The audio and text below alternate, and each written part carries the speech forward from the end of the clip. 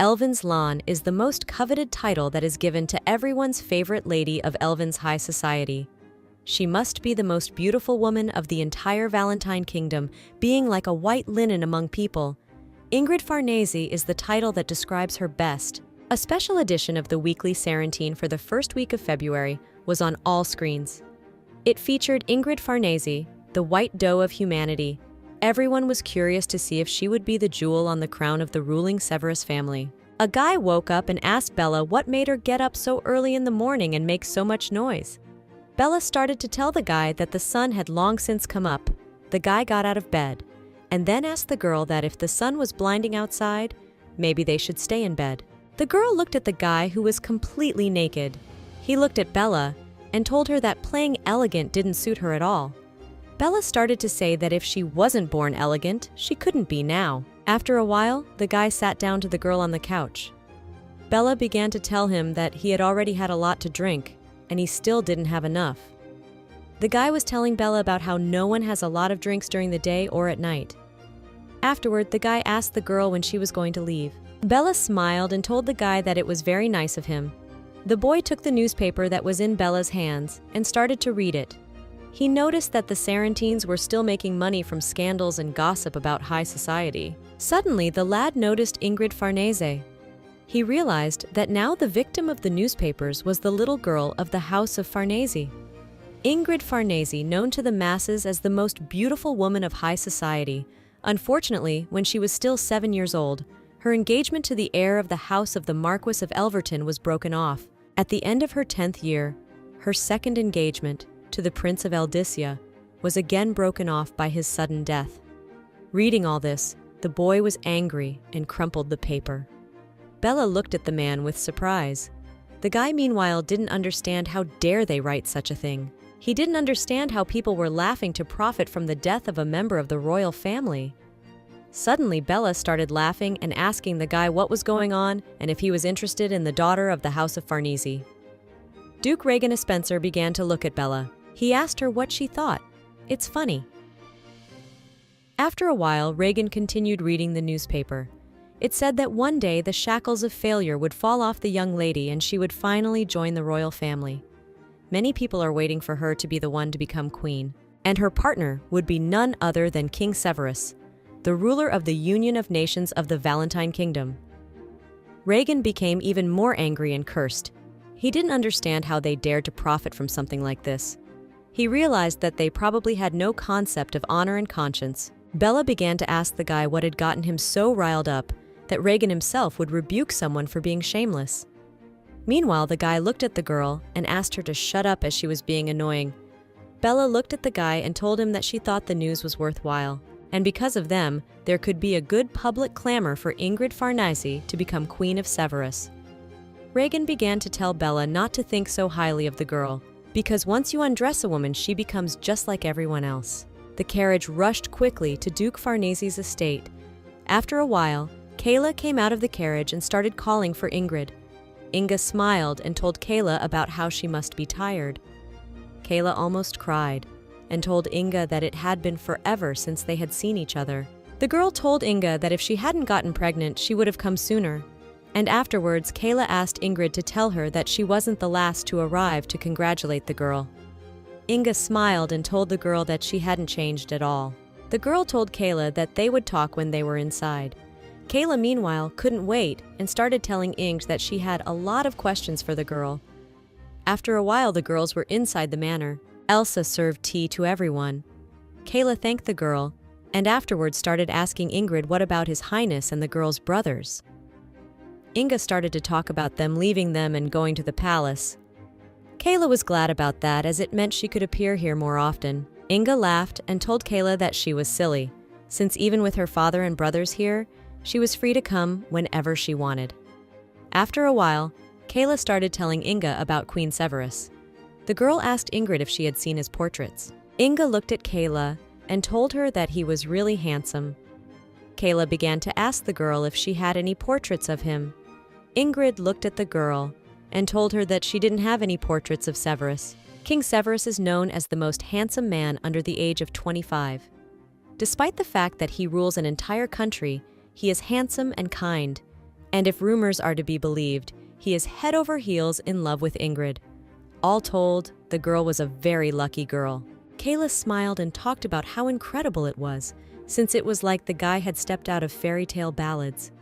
Kayla talked to the girl about how she had been waiting for this day for a very long time. The day when all of the girl's suffering due to the tragedies of the past would remain in him. Kayla noticed that the girl was acting strangely. Kayla began to wonder why, and then she asked Ingrid if she wanted to get married. The girl closed her eyes and didn't answer anything. Kayla continued her words and talked about how everyone wanted Inga to be queen, and there may never be a better opportunity in your entire life.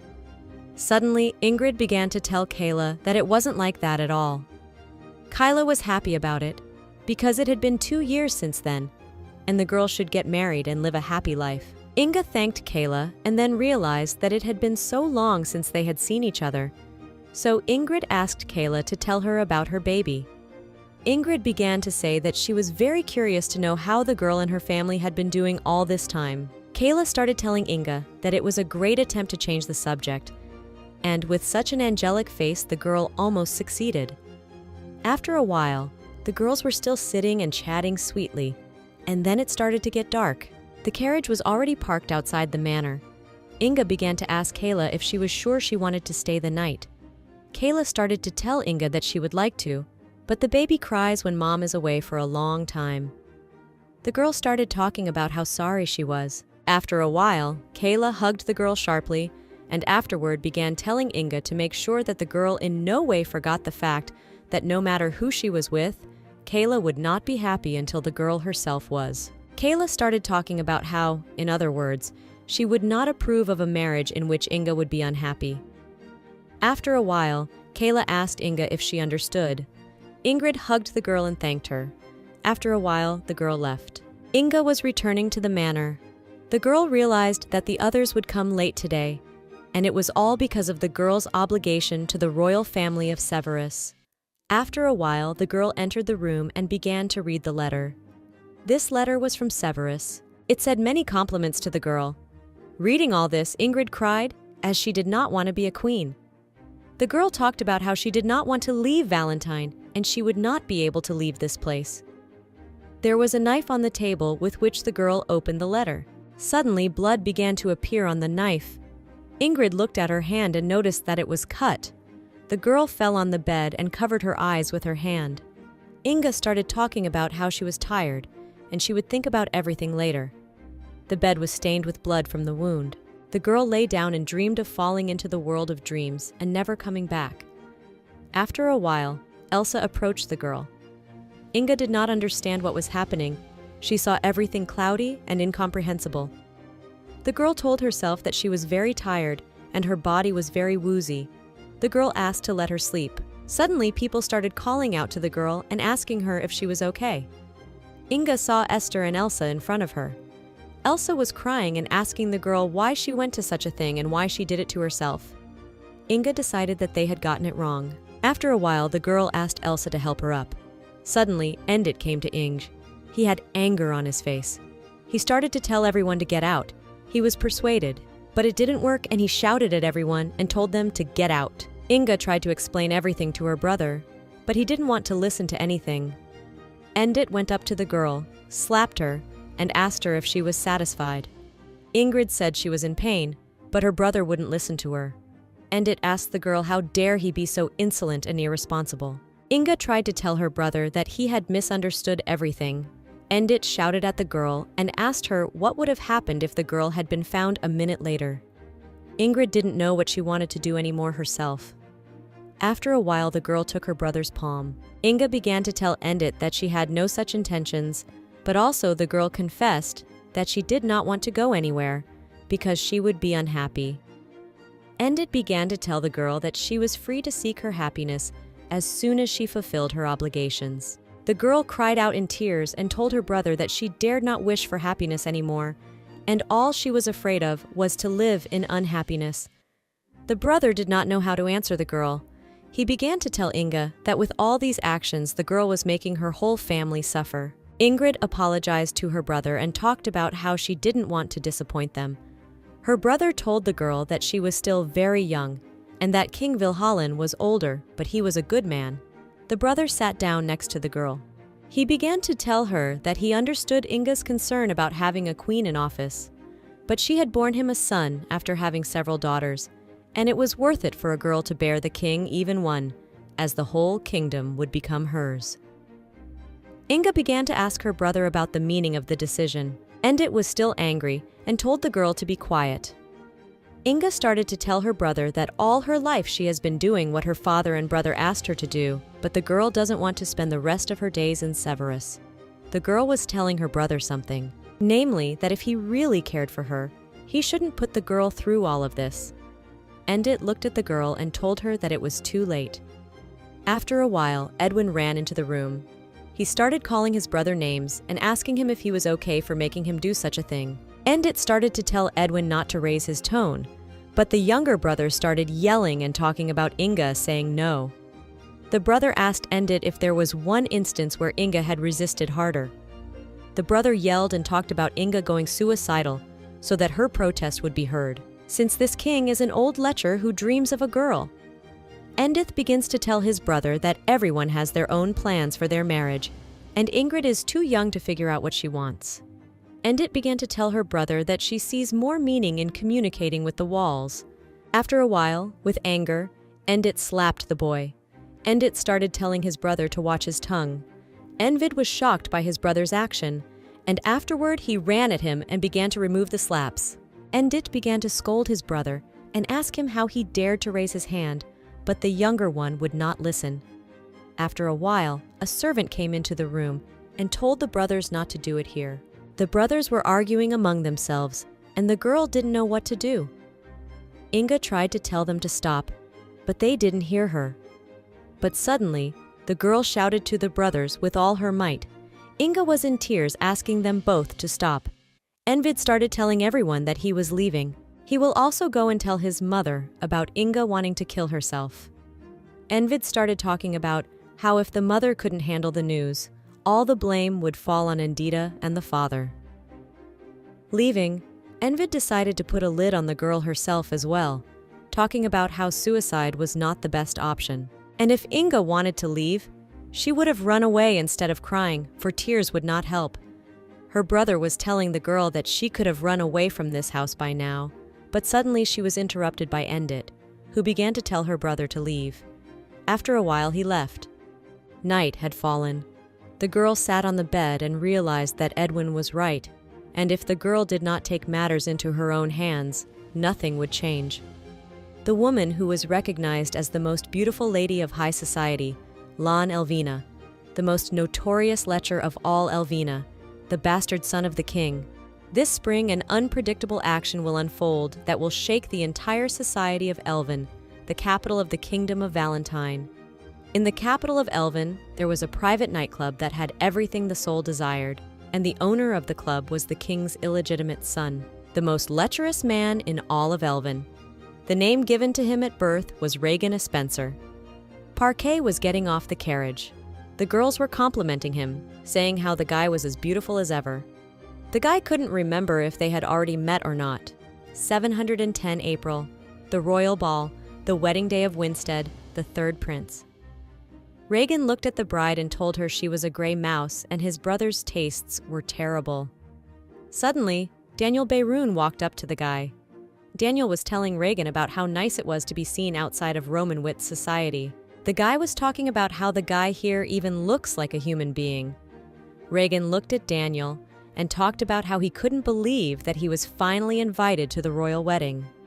Daniel talked to Regan about how his luck couldn't compare to his. After a while, Regan started asking Daniel if he had greeted the king. Daniel started talking about having greeted him, and then asked Regan to go greet him again, because if the guy went with him, the king would have a better opinion of him. Regan began to tell the boy that His Majesty would be pleased to see Daniel in good health. The boy began to say that he was Daniel, son of the House of Beyroun, and that he was being honored by being allowed to kneel before the king. The ruler of the kingdom of Valentine began to greet Duke Regan and Baron Daniel Beyroun. The Baron began to tell Queen Marjorie that she was more beautiful than ever, but the queen began to tell the guy to end the pleasantries. The queen began to say that news had reached her that they had been caught in the chambers of the Marquis of Villette, and from this alone, one could conclude that the boy led a life of idleness. No one knew how to react to this. About 3 months ago, Regan had an affair with the Marquis of the Villette house, who persistently seduced him. The estate's maid caught them in bed. The Marquise, however, fell into a rage and accused him of rape. For this, Regan was convicted. Therefore, the guy had to spend 4 days in a cell. Nevertheless, the Marquise managed to force her husband to drop all charges against the guy by threats, and therefore Regan was released as innocent. However, the news of his arrest had already reached the royal family. All of Regan's acquaintances were sneering at him and talking about his affair rumors. Regan started to look at the queen and told her that he was sure that the queen already knew everything. But also, the guy added and said that women were leaving him out of hatred, and everyone would be better off if the parquet was left alone.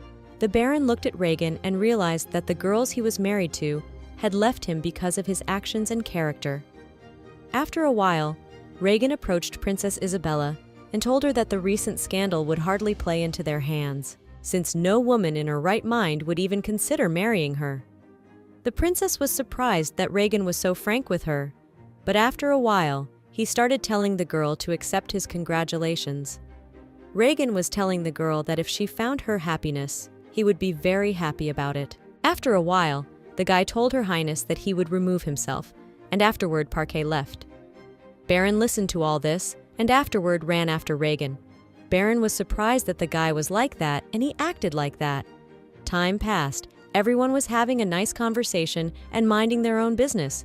Regan was looking at people, and for some reason he wasn't happy. Suddenly, the guy noticed the Farnese family.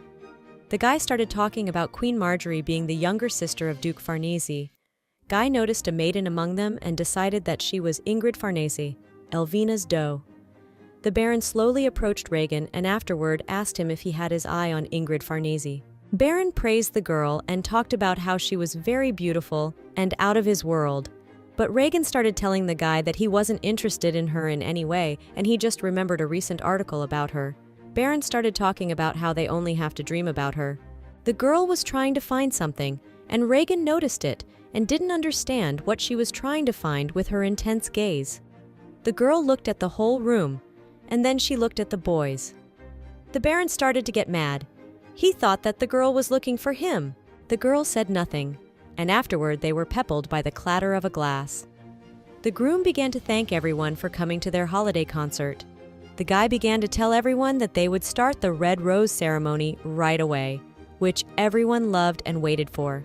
The red rose ceremony is an old tradition of all Valentine Kingdom weddings. The ceremony begins with the bride placing a red rose in a pocket on the groom's chest. Inspired by the bride's bravery, the guests also begin exchanging roses. It was the perfect opportunity to express a secret sympathy. Married women give the rose to their husbands, and single women give it to the man with whom they would like to share their future. And once the rose is in the pocket, he should respond with a gentle kiss on the back of the lady's palm. Every once in a while, things end up in an interesting way. Interesting because there are women brave enough to give their rose to a strange man who catches their eye. Regan looked at it all and said he was bored. Things that wouldn't be a bore, more often than not from the category of those that go against the rules. It was enough to gather surprised looks from everyone in the ballroom. Something that shouldn't have happened. Something that wasn't supposed to happen. A scene so unexpected that it cut off all streams of thought in his head. Lon Elvina, whose destiny was to become Queen Severus, was walking towards someone, holding a red rose in her hands. The girl walked up to Regan and put the rose in his jacket pocket. Closed Club Roman Witty. Regan was approached by Adele, who started looking at the guy. The girl was telling him what she thought. The guy was still trashing what he was mired in. Regan was telling the girl to leave and stay out of his way. But the girl wasn't listening to him and asked him if he would like it if she came with a red rose. Regan asked the girl if she thought it was funny, but Adele smiled and talked about how everyone was just gossiping about the two of them and Ingrid. Adele started to ask the guy what was going on between them. The girl told the guy not to tell her about putting his dirty paws on the immaculate Lady Farnese. Inga walked up to Regan and said hello. Everyone was murmuring among themselves, but Reagan didn't understand what the hell it was all about. The girl began to tell the guy who she was engaged to and what was going on. Reagan smiled and talked about what he had heard about her exciting past. The guy started talking about the moment when the girl didn't get engaged because of the death on Princess Eldis. It was Reagan's half-brother. The girl smiled and realized that they had indeed heard of him. The guy started to ask the girl about the purpose of the girl narrating her past. The guy knew that the girl would not want to marry him. Inga started to tell the guy that he accepted her gift, so the girl hoped that Lord Reagan would think about her question.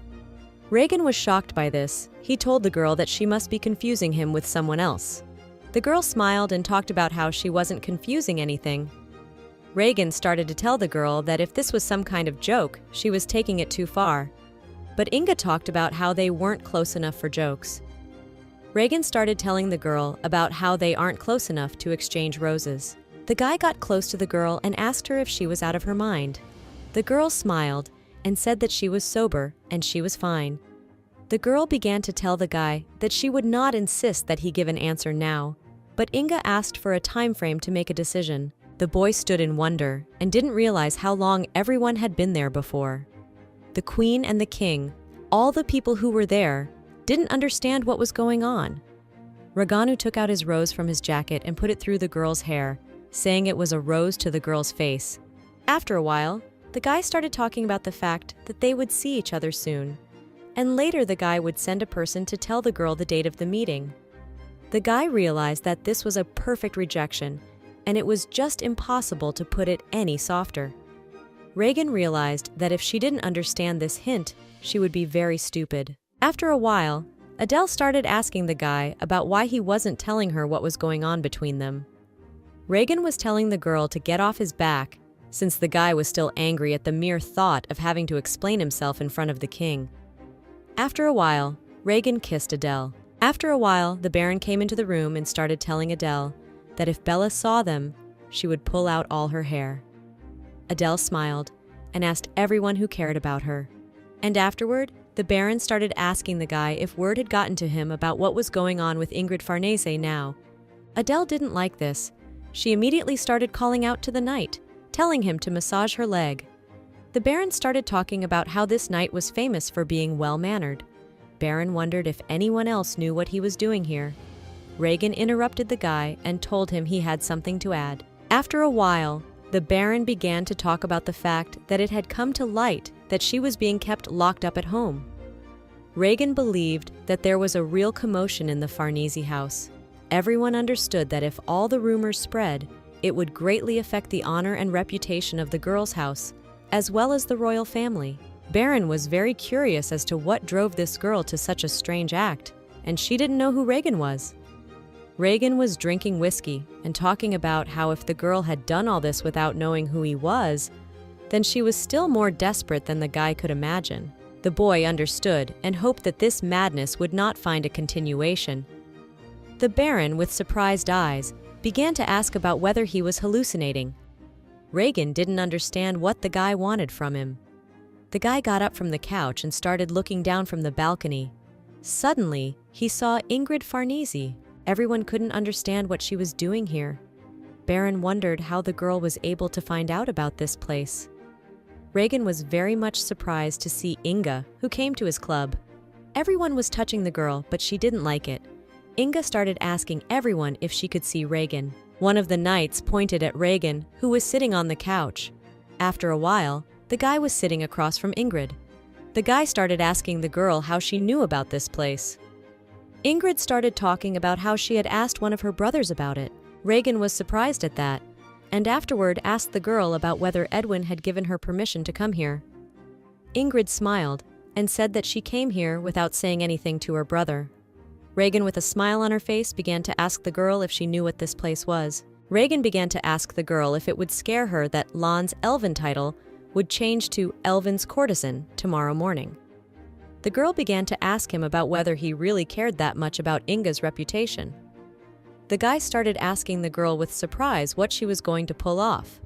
The girl was saddened that the guy had such a low opinion of her and afterward talked about how Inga came because she wanted to hear the guy's response in person.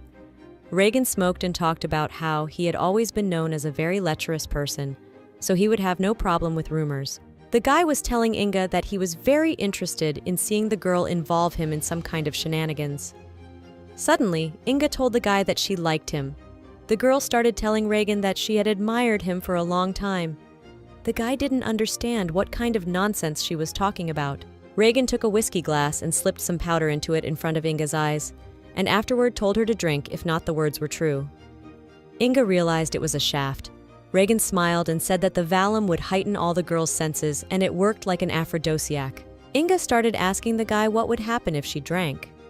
Reagan was still smiling and talking about how he would play along with the girl as she wished.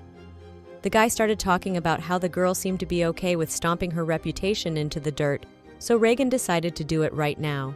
The guy began to tell the girl that after she had played with her, he would throw the girl to the crowd that had been staring at her since Inga walked in. Reagan began to tell the girl that if she didn't drop her fantasy right now and continued to annoy the guy, Reagan would be very angry. The guy smiled and told the girl that still, he couldn't help but praise the bravery with which the girl came here and made this confession. So this gesture was a chance that the guy was giving the girl. Reagan warned the fact that if she didn't drink, it would be as early as next week before King Severus would hear about how the guy had defiled the girl. The boy thought in his head how a girl could do such a thing. Baron looked at it and realized that even for Reagan, things were going too far. Baron wanted to stand up for the girl. But suddenly, Inga reached for the glass and afterward wanted to drink it. Baron yelled and tossed the glass aside quickly at Reagan. The guy was wet. Reagan looked at Baron and asked him if he wanted him dead. The girl looked at Reagan and asked him if he was okay. Meanwhile, Baron looked at the guy and told him it was his fault.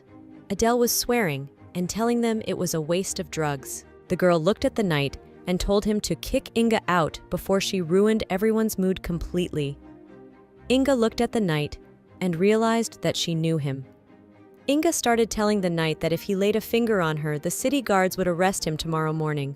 Reagan looked at it all and didn't understand what the girl was trying to do. The guy walked over to the girl, took her hand, and told her to shut up. The Baron started calling out to Reagan and telling him not to do anything stupid, as raising a hand to the daughter of the House of Farnese was not even worth it. But the boy didn't listen to the Baron. Inga also stopped him and told him that she was all right. The Baron was very glad that Ingrid knew his name. After a while, Reagan went outside with the girl and started looking around to find the carriage. But the girl started telling him that she didn't come in the family carriage. The guy started to tell the girl to ride the carriage she came in and not to mess with his head. But the girl didn't want to listen to him and talked about how she wanted to talk to the guy. Reagan tried to walk away from the girl, but Inga asked him to listen. The guy realized he had nothing to do but listen. Time passed. Reagan and the girl were walking in the garden.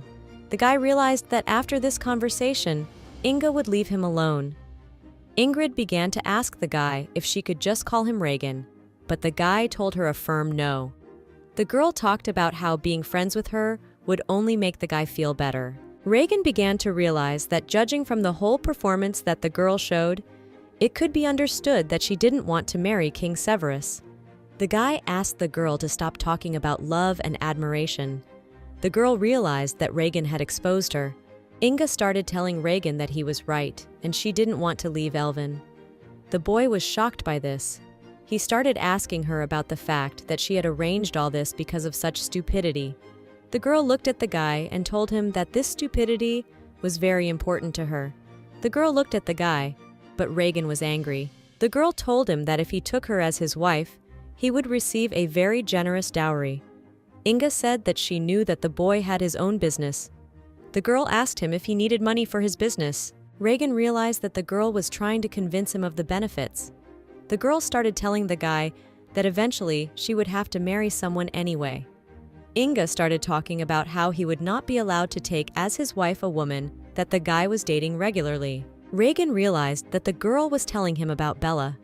The guy started yelling and asking Inga why him and if it would be easier to take over. The girl looked at the guy and told him that she couldn't find any other options. Reagan was telling the girl to find another pathetic bastard that would agree to help her. The guy started to ask the girl if she knew that her aunt Queen Marjorie despises the guy. Reagan began to tell the girl that everything will not be so easy with the king, who also dislikes him, and the girl's unwillingness to marry King Severus will not serve as a reason for him to cancel the engagement. The girl started talking about how she could convince His Majesty herself. Reagan got angry and told the girl that he was fed up with everything. Afterward, the guy asked the girl if she wanted to hear an easier way. Reagan started talking about how King Severus didn't care about personality. The guy started talking about how all he cared about was a pretty face. Reagan started telling the girl to stab him in the face instead of the wrist next time.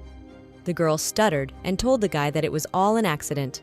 Reagan walked over to the bench, put a tissue on it, and showed the girl to sit on it. As soon as Inga sat down, she started talking about how she would not make it hard for the guy and would not ask him for anything else.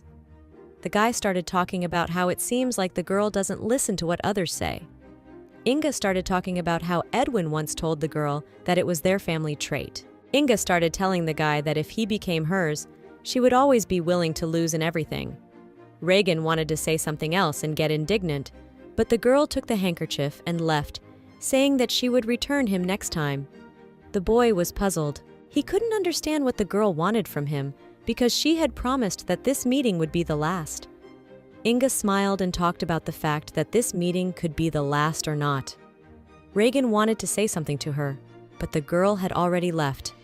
The guy started to walk back. Reagan was curious to know whether Inga would have taken drugs or not. Pablia, Reagan Spencer's mansion. Someone started knocking on the door of Jochen, Reagan's half-brother. Reagan walks in the door. Jochen started telling the guy that he was just impossible. Jochen would come back and ask the guy if he could at least get dressed, since the guy had been waiting for him for 2 hours. But Reagan would calmly look and talk about how, if he had to, Jochen would wait for him for 3 hours too. Jochen started telling the guy about how all of this stuff would take no more than 10 minutes. On Jochen's desk was a paper on Sarantine. The boy picked up the paper and suddenly saw something on it that shocked him. Farnese Manor. Reagan was sitting on a chair, and across from him was his older brother, Edith Farnese. The guy was offering Reagan tea or coffee, but Reagan himself told the guy that he had some business to take care of. Reagan started telling Mr. Farnese that he came to them because he wanted to clarify a point whose joke had gone too far. The brother began to tell the guy to clarify what he meant. Reagan started talking about how it seems the Farnese house is unable to keep track of even their own family members. Guy started talking about how he wanted to talk to whoever was responsible for Lady Ingrid. Guy started asking Reagan about what he and his sister might have, given the current situation. Reagan began to say that he wanted to know how he ended up getting involved in all of this the day before. Jochen wondered and didn't understand what was going on between Reagan and Ingrid. Reagan was talking to a guy about how she hasn't gotten married yet, even though Jochen calls her a queen. Jochen asked Reagan who cares about that now. The guy was asking the guy about what he thought he was getting away with. Reagan was joking, but Jochen wasn't laughing. Jochen was telling the guy to pay attention to what was going on around him. Reagan smiled and told the guy not to yell or get angry, since not too long ago, the guy was just a little kid. Reagan was telling the guy to look at him now, who was trying to teach Reagan something. For all that, Reagan realized that things would get worse if he didn't act. The guy started calling for Hansen. Reagan started telling the servant that from what he remembered, Count Sartese was very good at getting people's information out. The fellow began to tell the servant to get in touch with him. After a while, Farnese's brother started asking the guy about what he was implying, that publishing this article was in their interest. Endit started telling Reagan that it wasn't, and this article had caused their family a bunch of problems. The brother began to talk about how the Farnese house was already in such a delicate position where they had to watch their every move. Endit began to talk about how their family was now embroiled with the vulgar man Reagan. The boy didn't understand what Endit was trying to accomplish. After a while, Inga came into the room. She started talking about the fact that Reagan had come to see her. The girl started asking the guy how he was doing. Reagan smiled and told the girl that she was more beautiful than ever. Endit looked at all of this and got angry. He didn't like it. Inga started telling her brother to leave them alone. Endit looked at it all and told them that he hoped they would settle things, and Reagan would leave as quickly as possible. Afterward, the brother left the office. Reagan began to ask the girl if she had anything she wanted to say to him. The girl was smiling and talking about what she thought the guy had something to say to her. The guy started talking about Woodson, who was the guard that was supposed to bring a carriage for the girl that night. The wanderer of the closed club Romanvita must be good at keeping secrets. The guy realized that if the world became aware of this night society, the general public would be shocked, so not every strata could bear such tension. Reagan began to talk about the day after the girl's visit. The Guardian received a considerable sum of money from a nobleman who wished to keep his identity secret, and then he immediately quit. Reagan began to say that as far as he knew, he had gone to his hometown, and right after that the article was published. After that, the guy wondered who the author of the anonymous donation was. Reagan dug deeper and deeper, hoping to get to the truth, and eventually the trail led to the damn Farnese family. Inga started telling the guy that he was very good at finding information. Reagan was surprised that the girl didn't even deny it. The guy realized that the girl had no idea who she was messing with. Inga began to tell the guy what she thought. There were still people in this town who didn't know the guy. Reagan asked the girl if she really thought she knew him. The girl was telling the guy to calm down, and Reagan was telling the girl to calm down. The guy started telling the girl not to do that. Reagan was telling the girl to marry whoever the family suggested. Suddenly, Inga started telling the guy that he had once asked why him. The girl began to talk about the fact that Duke Spencer never brought the lady to his house, with all this two collapsed marriages and many other reasons. Inga began to say the most important thing was that neither the brothers nor the father could hurt the guy. The girl continued and began to say that the third, but already successful marriage would not harm the guy. Reagan began to tell the girl what else she wanted to add. The girl began to say that she had already given up hope of finding something that in the end could leave only pain and disappointment behind. Reagan began to ask Inga what it was. The girl looked down at the floor and said that it was love. The girl was talking to the guy about how she doesn't expect love from him, and the guy doesn't seem like someone who will overstep his bounds. Inga talked about the fact that as long as she would be unhappy, the girl was fine with everything. And with all this, the guy could live as he wished. Suddenly, Edwin ran into the room. His brother was screaming and telling Reagan to get his dirty hands off Ingrid. The girl screamed and asked her brother how to understand this and why he was attacking him like this. Edwin yelled at Reagan about how he couldn't just touch Ingrid like that. Meanwhile, Reagan was sitting on the floor asking Edwin how dare he do that. The brother was asking Reagan how dare he flirt with Ingrid.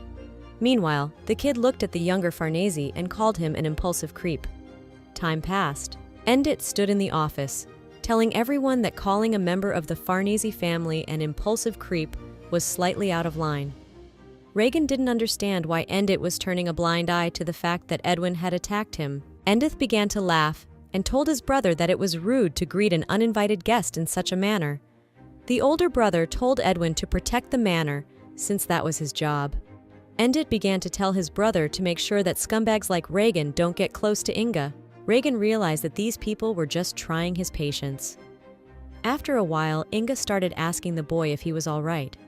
Reagan was angry at the girl, as he realized that she was the culprit of all this. After a while, the girl gave the guy an envelope. The guy couldn't realize that it sounded like a letter. Meanwhile, Inga began to tell the guy that if he wanted to share the future with her, the guy should send this letter to the ruling family of Severus. Reagan started asking the girl why she couldn't send this letter on her own. The guy was angry and told everyone that he didn't care. And afterward, Reagan started walking towards the exit saying that they would all pay for it. Afterward, the guy was lying in bed with a girl beside him. Reagan didn't realize what was happening to him, but the guy wouldn't back down. Afterward, morning came. Reagan was lying on the floor and saw Bella in front of him. The girl started to ask the guy who else he wanted to see, and it wasn't that girl from the Farnese family. The guy started asking the girl if she was asleep since Bella was acting clueless. Reagan got up from the floor and took the girl in his arms. Afterwards, he put Bella on the bed. The girl began to ask the guy to lie down with her, but Reagan began to ask her about the fact that aren't they a married couple for such a thing. The girl started asking the guy about aren't two bastards that can't get married. Reagan was telling Belle to shut up and not say such a thing. The girl started yelling to the guy about how she hoped he would beat Hazen to a pulp. As he left, Reagan told the girl that it would happen whether the girl wanted it or not. A short time later, Reagan was sitting in an office with Hazen. Hazen was a business consultant for the Spencer family. Hazen started telling Reagan that he wanted to resign.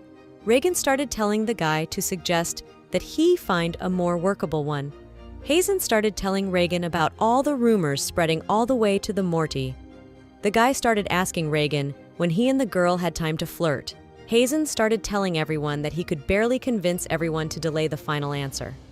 Hazen talked to the guy about how he definitely had a talent for derailing all the plans that were already almost perfectly realized. Reagan confessed and talked about how it drives him crazy too. After a while, Hazen started telling the guy that Reagan's ex-girlfriends must have cursed him in order for the guy to get in such serious trouble one day. The guy talked about what he believed was retribution. Reagan looked at Hazen and told him about how nasty he was. Hazen started asking the guy about how many times he had warned the guy to change his lifestyle. Reagan looked at him and asked about whose side he was on. After a while, the business partner saw a letter from Reagan.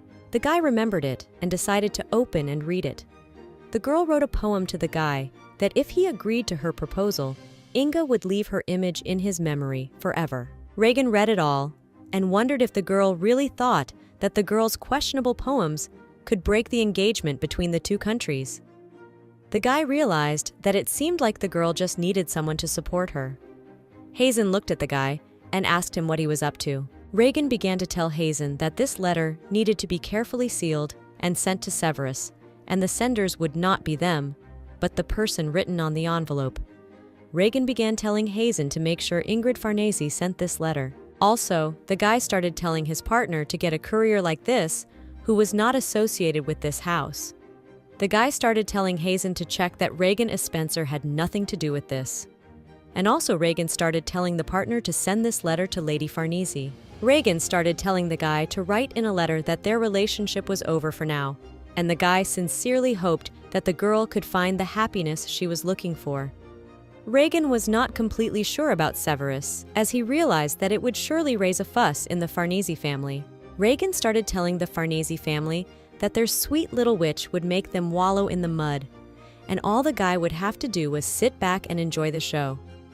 The guy realized that at least it would end there. After a while, Reagan stood beside the king.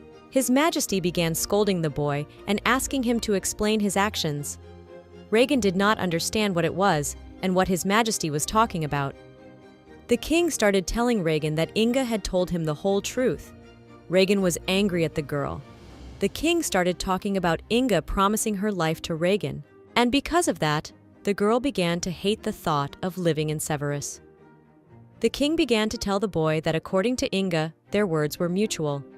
His Majesty was saying that even under such circumstances, sending this letter to the ruling family of Severus was highly unacceptable. Reagan looked at the king and told him that he did not understand what letter he was talking about.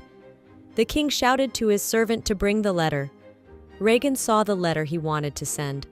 The boy began to tell His Majesty that he didn't know how the letter got in his hands. Reagan began to tell His Majesty that it was a misunderstanding, and that this letter was written by Lady Ingrid, and it was addressed to the King of the North. The king told the boy that the most beautiful daughter of the Farnese family had confessed everything to him. But Reagan continued to lie to the king's face. Reagan began to tell the king that this lady had told him otherwise. His Majesty told the guy that everything was correct, and this letter was written by both of them. The king asked him about the fact that he was the one who sent the compromising letter to ruin the engagement. Reagan talked about how that wasn't true at all, but the king was cursing at the guy and calling him an impertinent fool. His Majesty was telling Reagan that all the proof was right in front of him. The guy begged the king to hear him out, but he wouldn't. Reagan was telling the king that things were not at all as they seemed. The king began to tell the boy to keep quiet. His Majesty began to say that Reagan was very close to Eldis, and when he left this world, the king tried to show special care to Reagan, as the king knew that the lad's pain was as strong as his. His Majesty asked Reagan about forgetting that Inga had been promised to Prince Eldis. The king didn't understand why, out of all of them, Reagan had to choose her. After a while, a servant came to His Majesty and began to tell the king that Queen Marjorie had just fainted. A month later, in a cruel irony of fate, Severus's royal family expressed deep regrets and stated that they would honor Ingrid's wishes. Needless to say, Ingrid's engagement to the Severus royal was broken off. Regan thought about the fact that the girl should have sent a letter to Severus.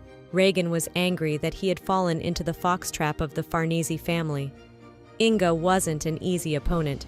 The guy shouldn't underestimate her, as she was several steps ahead of him. It was the girl's way of showing that she was indeed a Farnese. Weekly Sarantine, first week of July. In the newspaper, Inga publicly admitted that she admired Duke Regan as Spencer. Everyone was shocked. Bella didn't understand what was going on between Regan and that girl. After a while, the guy had his mom sitting by his side. Clara Spencer asked Regan if he was crazy. Jockin looked at Regan and told him to settle down and think about it. Time passed. The newspaper put out a new news story. All the people were wondering if Regan as Spencer had proposed to Inge. Hazen sat and told the fellow that Regan had visited the Farnese family estate to clear up a misunderstanding. But the piece of paper had turned the fellow's attempt at a marriage proposal. The partner started talking about how sorry he was about the letter, and the postal inspection suddenly got a lot stricter.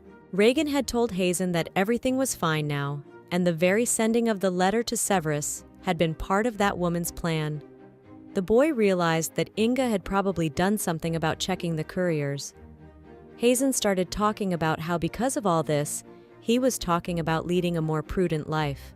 The partner began to talk about how now there was not a single person who believed Regan. As time passed, the newspapers never stopped writing.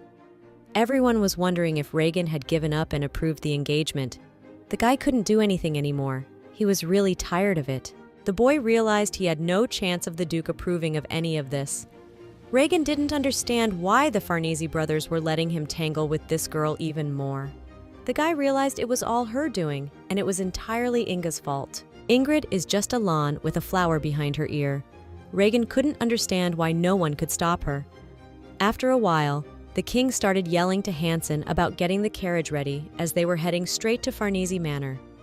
Regan was walking through the Farnese estate and asked the servants if they had seen the Duke of Farnese.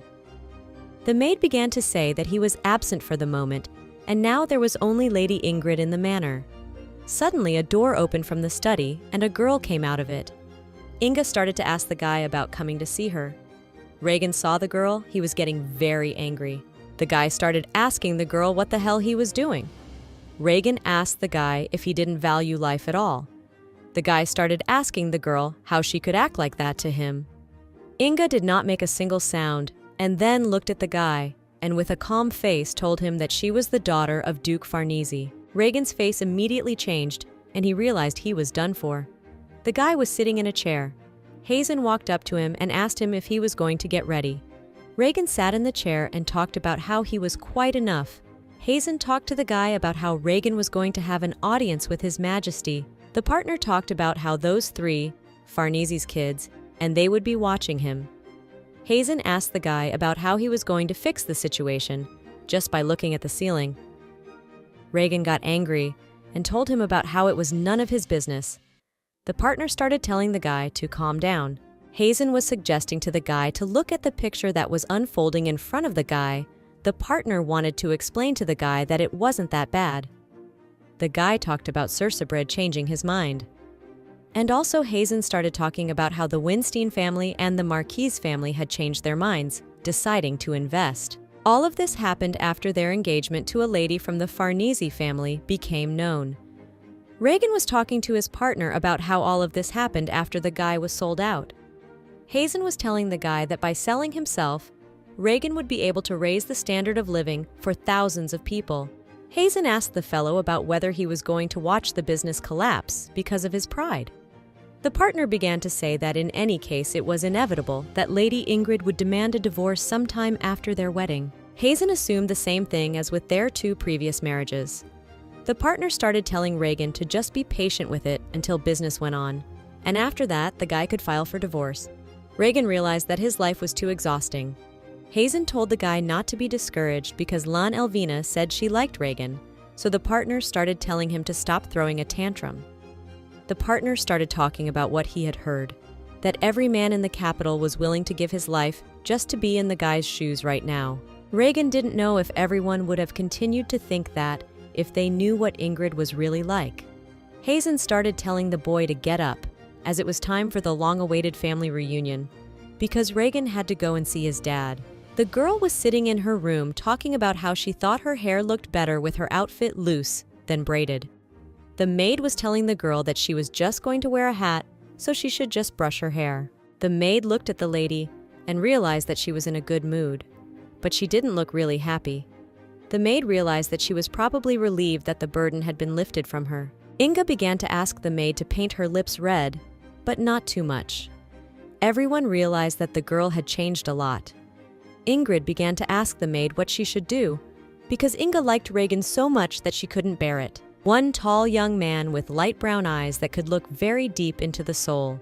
A man who was as warm as a thick blanket on a cold winter night. Many girls had no choice but to admire him. This guy was Inga's tutor, and he was also the man the young lady fell in love with. This guy's name was Hector Avery. It was obvious that he was also attached to Ingrid. The guy had fallen in love with Inga in return. After all, Ingrid was born to be loved. At a young age, Hector was recognized for his brilliant talent in music. Thanks to the support of Duke Farnese, he was even able to become Ingrid's teacher. However, in the end, the lad was only a commoner without a title. When the Duchess found out about their relationship, Hector received lashes from the Duke until he was on the verge of death. Ingrid was forced to sit still and watch. Then, left limping for life due to injuries, the lad was banished from the mansion. Inga yelled to her father that she was sorry, and it was her fault. A few days later, Ingrid learned the whereabouts of the Hector. The girl tried to escape from the house, taking with her only a bag of jewelry. But her attempt was thwarted by Elsa, who out of her anxiety informed someone of Ingrid's plans. The maid cried and told Ing that she had every right to be angry with her. The girl was telling Elsa that everything was fine. After that day, Ingrid never said a word about Hector. Inga didn't let on, but the maid could always tell that the girl couldn't forget him. The maid wondered why Inga had chosen a man like Reagan. The maid started asking the girl if she really wanted to go. Inga smiled, hugged the maid and told her that everything would be fine, and she was fine. After a while, Inga ran up to Endit. Inga started asking him about the fact that he had come to see her off. The girl asked her brother if she looked nice. Endit did not look at the girl and told her not to make mistakes in front of his and her majesty. The brother talked about how if Inga realized that it would be too late to go back, she should send word to her brother, and then Endit would go after the girl. Inga began to ask her brother if he would be on her side and support her. The girl told her brother that if he stopped being angry with her, he could call her Inga again. Endit hugged the girl and told her to hurry up. Palace Gate. Younger brother Envid shouted at his father and asked her if they were really all going to see the king. The father yelled at his son and asked her how dare he raise his voice in public. Envid told his father about the horrible man Reagan Spencer taking their Inga away. Envid asked his father about whether there was any point to this wedding. His father got off the carriage and began to tell Envid that his younger sister must have learned such recklessness from him. The father got angry and talked about how even though he was against it, his brother still stood in his way even when his sister was about to marry another man. Envid yelled and told his father that this was Reagan Spencer and the girl should not marry him. The father was telling his brother to watch his tongue as their king's blood runs through this man's veins. The father was telling his son about how he has no idea how he feels right now. The woman in the carriage was watching the whole spectacle. She was not happy about this conflict. Edwin's mother began to tell her son that she understood exactly what Edwin was trying to say, but that her son was forbidden to go against the marriage that the king had blessed. Edwin began to tell his mother that apparently she did not know what rumors were going around about this man. Trisha Farnese began asking her son about where he learned such pouty behavior. The mother asked her son about what he thought she should be treated like a hearing-impaired person. Edwin began to tell the mother that this was not what she thought. Mother started telling Edwin that she did not marry a man with no dignity, and also mother does not remember giving birth to such a foolish son. The mother began to tell Edwin to come home, as he could not stand before the king like this. The mother asked him who to blame. since this girl is just as devious as the rest of her family. The sons wanted to say something to the mother, but Trisha Farnese interrupted them and told them that they would be late. After a while, the mother told to depart as otherwise they might be late. Some time passed, dinner began, and everyone sat around the huge table. His Majesty began to ask Duke Farnese what he thought about it. Duke Farnese began to tell His Majesty that this situation was not quite easy, but he was His Majesty's son. The Duchess admitted that it was a great honor for him to do this for their family. Everyone realized that even if the situation escalated, the Duchess would be prevented from doing so in the most extreme case. His Majesty didn't realize if there was any point to these conversations at all. His Majesty will certainly not let this happen. Suddenly, Regan began to be asked about spring, as everyone thought it was the most favorable time to hold a wedding. The guy was shocked at such a question. Everyone started looking at the guy and asking him what was wrong with him. Regan started telling everyone that it was all very sudden, and the guy hadn't even informed his mother in Manhwa yet. His Majesty began to say that then they could postpone their further discussions about the wedding date. His Majesty began to ask everyone to forgive them for such sudden news. No one could understand what was going on and why everything was going as it should. Suddenly, His Majesty stopped and began to tell the Duchess that there was something he wanted to say to the girl. Duke Farnese was telling Regan that no words from the boy would change what they had done. Trisha Farnese began to tell everyone that somehow her daughter herself wished to be thrown into the abyss of the table of nothingness chaos, so now the girl is bound to Regan. The guy was surprised that Trisha Farnese would so willingly give her daughter away to a man like him. The mother started talking about how her daughter is a beautiful lady. Trisha Farnese started asking the boyfriend about why he was treating her like that. Regan didn't understand what the woman meant. The mother began to talk about how it appeared to her that the guy was unhappy with her Inga. Her mother was about to leave and talked about how if they let her know, she would make sure she got a proper education before going to them. The guy didn't understand what was going on or what the hell was going on. Inga started asking the guy if he was okay. Regan became angry and told the girl not to touch him. After a while, the guy started to walk away, but the girl ran after him. Inga started telling the guy that she looked very upset, and it made the girl more and more worried. The girl started talking about how sorry she was, as the girl realized that their relationship didn't have the best start, but Inga wanted to slowly start getting to know each other. But Regan didn't like it. The guy yelled to the girl to leave him alone and not to touch him. Inga saw that the guy had an unhealthy complexion. The girl asked the guy if he was not feeling well. The girl noticed that the guy had dark bags under his eyes, and he was sweating all the time. Regan didn't understand what the girl was talking about and what unhealthy complexion she was talking about. The guy started asking the girl, wondering why this happened and whose fault it was.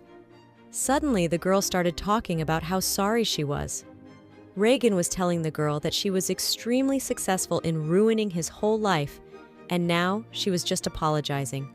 The guy wanted to smoke some Valium cigars right now. Regan decided that he needed to drink some whiskey first. Suddenly, he noticed that the girl was looking at the royal band. Regan noticed that Inga at Endit's wedding was looking at them too. The guy decided that no one cared and decided to leave. Time passed and Regan lay in bed. Regan started to ask himself how he got home and how long he slept. The guy started talking about how he wanted a drink. Regan was given some water, and as soon as he drank it, he started talking about how it was liquor. The guy started talking about how it was water, and Regan himself wasn't awake yet. Regan started to look at the mess he had made in the room. The guy realized that he seemed to have a new drinking habit. Regan's mom started asking everyone if he was awake yet. They started telling him that the kid was already awake and he was thirsty. Regan didn't understand what his mom was doing here.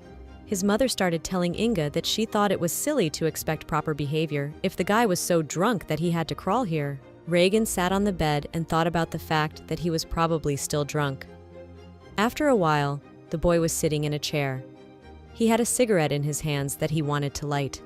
But Regan's mom snatched it away, saying that she was sure it was all full of drugs. Sitting across from the boy was Inga, who was looking at Regan with a smile. The Duchess began to talk about the fact that she had asked Inga to come, since Regan's mother had wanted to meet her for a long time. The girl began to thank the Duchess for the invitation. The mother began to remember that Inga loved the piano. The Duchess, with a smile on her face, began to tell the girl that she would be sure to order a piano made by the artisans of Ereban, and it would be installed before the girl arrived. Inga began to tell her mistress that nothing would make her happier than this mother. Regan's mother began to tell the girl that when she looked at her, she saw that Duchess Farnese must be truly amazing. The Duchess began to ask Inga how she had managed to grow up to be such a dignified and elegant lady. Regan looked at it all and realized that no one knew her completely yet. The boy started talking about how he had heard his mother say that there was nothing about that stupid witch from the house of Farnese but her smarmy face. The mother was very angry with her son, but suddenly Regan was interrupted by Inga, who started talking about how their mother was more amazing because she had raised 2 outstanding sons. The Duchess began to tell Inga that Regan would not be so easily shortchanged since he is the son of a king, and so many people are only led by his looks, forgetting about his character. Inga smiled and told her mother about how Regan was a very good man. The boy looked at both of them. Regan got angry and told the girl to get the hell out of his house. The mother immediately started yelling at her son and asking him how he dared to speak so rudely to Lady Ingrid. Inga began to say that she was fine and she already knew and was used to Regan's manner of speech. After a while, the guy got up from the chair and realized that he had to leave. Inga started telling the guy that she thought they could have dinner with his mom. Regan started telling Inga that it was none of her business where the guy was going. The mom figured the guy was going back to that night society. Regan started telling his mother that a man like him is very unpredictable. The guy talked about how he sells himself and drinks heavily, the kind of life the guy was born to live. Regan started telling them that they could have dinner alone without him. Inga was still running after the guy and yelling after him. The guy abruptly grabbed the girl and started telling her that as soon as his business got better, he would turn the tables and everything else at their wedding. The guy was telling the girl to keep her head down until then if she didn't want to get hurt. Inga told the guy that she understood, and then the girl pulled out some white square thing from their hands. Regan started asking the girl what it was. The girl began to tell Regan that it was his handkerchief. The guy had lent it to the girl last time. Inga was telling the guy that she was bringing him back. The girl left with a smile on her face and told the guy that it was a reflection of her feelings. Afterward, Inga told the guy to have a good time. Regan looked at the handkerchief and saw the fact that there was a rose drawn on it. The guy thought it was pointless and left. After a while, Hazen was telling the guy to wake up, but Regan yelled at his partner and told him to fuck off. Suddenly, Hazen saw Regan's mother and started asking about when she arrived. Also, the partner was very surprised as he saw Lady Ingrid in front of him. Hazen couldn't help himself and told the girl about how damn beautiful she was. Inga started to tell the guy about what she believes. He just blurted out what was on his mind. Regan's mother started talking about how it hadn't been that long since Regan had left. The mother was wondering how he was already in such a sorry state. Hazan started telling his mother that he didn't know what exactly had happened since the guy never got very drunk. Regan's mother started telling Inga that it was getting late and she needed to go home. The girl talked to her mother about staying a little longer. Inga talked about how she would feel uncomfortable all evening if she didn't take care of Regan before she left. The mother looked at the girl and told her to do as she wanted. The mother started telling Hazen to go downstairs and get something to drink after she put Regan to bed. The guy was yelling and telling everyone to get the hell away from him and disappear, since the guy didn't want to see anyone. Hazen apologized to Inga and told her that Regan usually doesn't act like that when he drinks. The girl started telling her partner that it was probably because of her. Hazen began telling the girl to ignore him as his tantrums would subside and everything would be fine. The partner talked about how Regan had already made similar performances before his previous 2 weddings. When it was decided that he would marry Madame Estra, his second wife, the guy brought a pregnant woman, with whom he was not in any relationship, and said that this girl was carrying his child. Hazen told everyone that the guy had a lot of pride in him. The guy has always been the one who holds the power. Regan is left fooled for the first time, and Inga doesn't give him a chance to fight back. The girl began to tell the doctor that she would take care of Regan. The partner told the girl that such an activity was not suitable for such a noble girl as she was, so Hazen wanted to call for a maid, but Inga interrupted him and said that she wanted to do it herself. The girl asked Hazen not to worry about her. After a while, night came, Reagan was sleeping, and Inga was sitting next to her on the bed, looking at the guy. Inga couldn't believe that the guy hated her that much. The girl didn't think about the fact that everything was so horrible that the guy had to bring himself to the point where he had to endure all of this. Suddenly, Reagan grabbed the girl's arm with all his might and pulled her towards him. The guy told the girl to take off her clothes, but Inga tried to tell him that it was wrong and they shouldn't do that. Reagan lay on the girl's chest and closed his eyes. Inga looked at the guy and then hugged him and fell asleep with him. Morning came. Reagan sat on the bed and looked in surprise at Inga lying next to him. The guy couldn't believe that he was drunk and off his rocker. After a while, the girl started asking the guy how he slept. The girl smiled and looked at the guy. Suddenly, Inga started talking about how now that they had spent the night in the same room, they could actually tell the others that they had done it. The guy was shocked by this and was speechless, but the girl smiled and told Reagan that she was joking. The girl started to tell the guy about it. His face twisted so much that she felt a little embarrassed. Reagan tried to remember what had happened last night. Inga started to talk about how she was going to go home, even though it was late. But the guy was really clinging to the girl, and it wasn't a situation where Inga could call someone. The guy looked at the girl and told her that she was crazy for spending the whole night in a room with a drunken inadequate. Inga started telling the guy about how things are, not as he thinks, and the guy didn't do anything wrong to Inga. The girl started asking Reagan if he knew that he had been grumbling all night about not seeing the girl. Inga started asking the guy why she was so disgusted with him. Reagan started telling the girl about what she was asking because she really doesn't know. The girl started telling Reagan about how she was wrong to make things happen the way she wants them to. Inga was telling the guy that she really wanted to be with him. The girl was telling Reagan that they were very close to Prince Eldis. Inga said that she couldn't love him, but he gave her more love than the girl deserved. And for that, Inga was eternally grateful to the guy. Reagan began to sincerely ask the girl for forgiveness. Inga started telling Reagan that she no longer had the right to demand anything from him. The girl was telling the guy that if he told her that he hated her and told her to leave, the girl would leave without any questions asked. Reagan started asking Inga about this being another one of her some other plans. But Inga began to tell Reagan that she was speaking sincerely, and it was true. The guy began to tell the girl that he had already said it many times and was ready to say it again. The girl began to tell the guy that she understood everything, and after Inga apologized for all the trouble she had caused him, the girl thanked the guy for not being sent to Severus. Inga promised to pay back this debt to Reagan. After a while, Inga began to say goodbye to the guy, and then the door closed behind the girl. Reagan was shocked that everything went very quickly.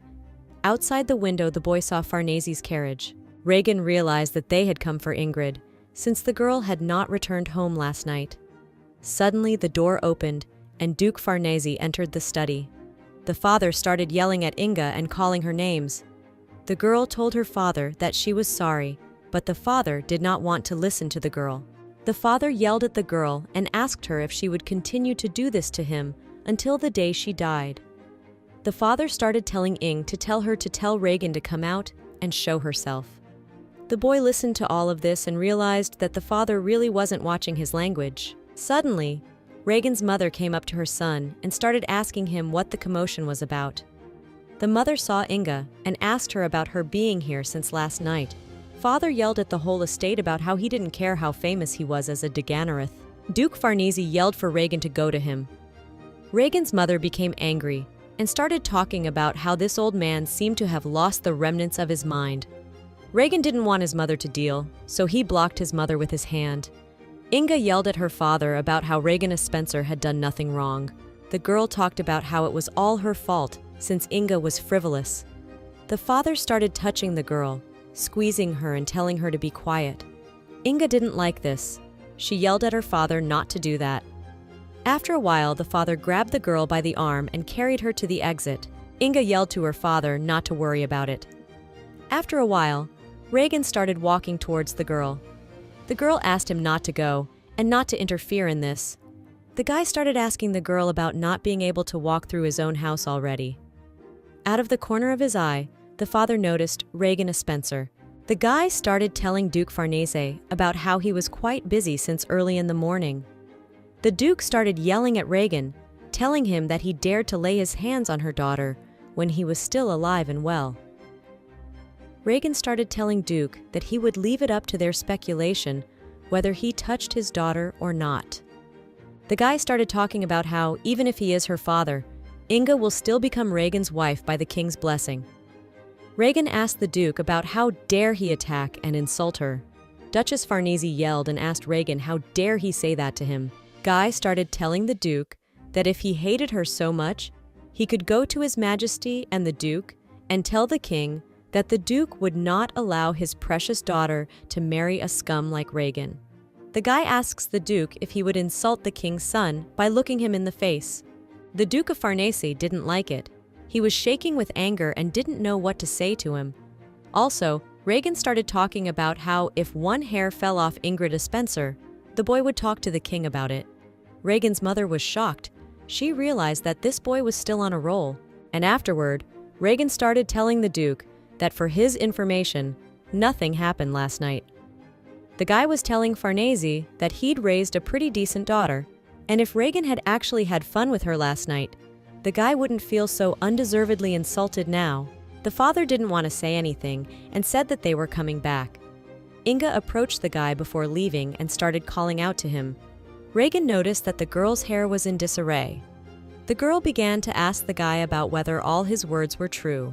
The girl leaned over to the boy and with a smile told him to decide on a date as soon as possible. After a while, the girl left and Regan looked after her. The mother began to ask the boy if he had slept with Inga, but Regan began to tell the lady that she shouldn't get so involved in other people's sex lives. The mother started telling Regan that he was not just some stranger to her, but her son. And then the mother started telling her son that Regan should make a baby with Inge as soon as possible, as the boy should realize that this is not just some mediocre girl. Regan realized that he needed to save his business first. In his hand, the boy held the handkerchief Inga had given him back. Regan threw it on the floor and left. News of this scandal quickly reached the king.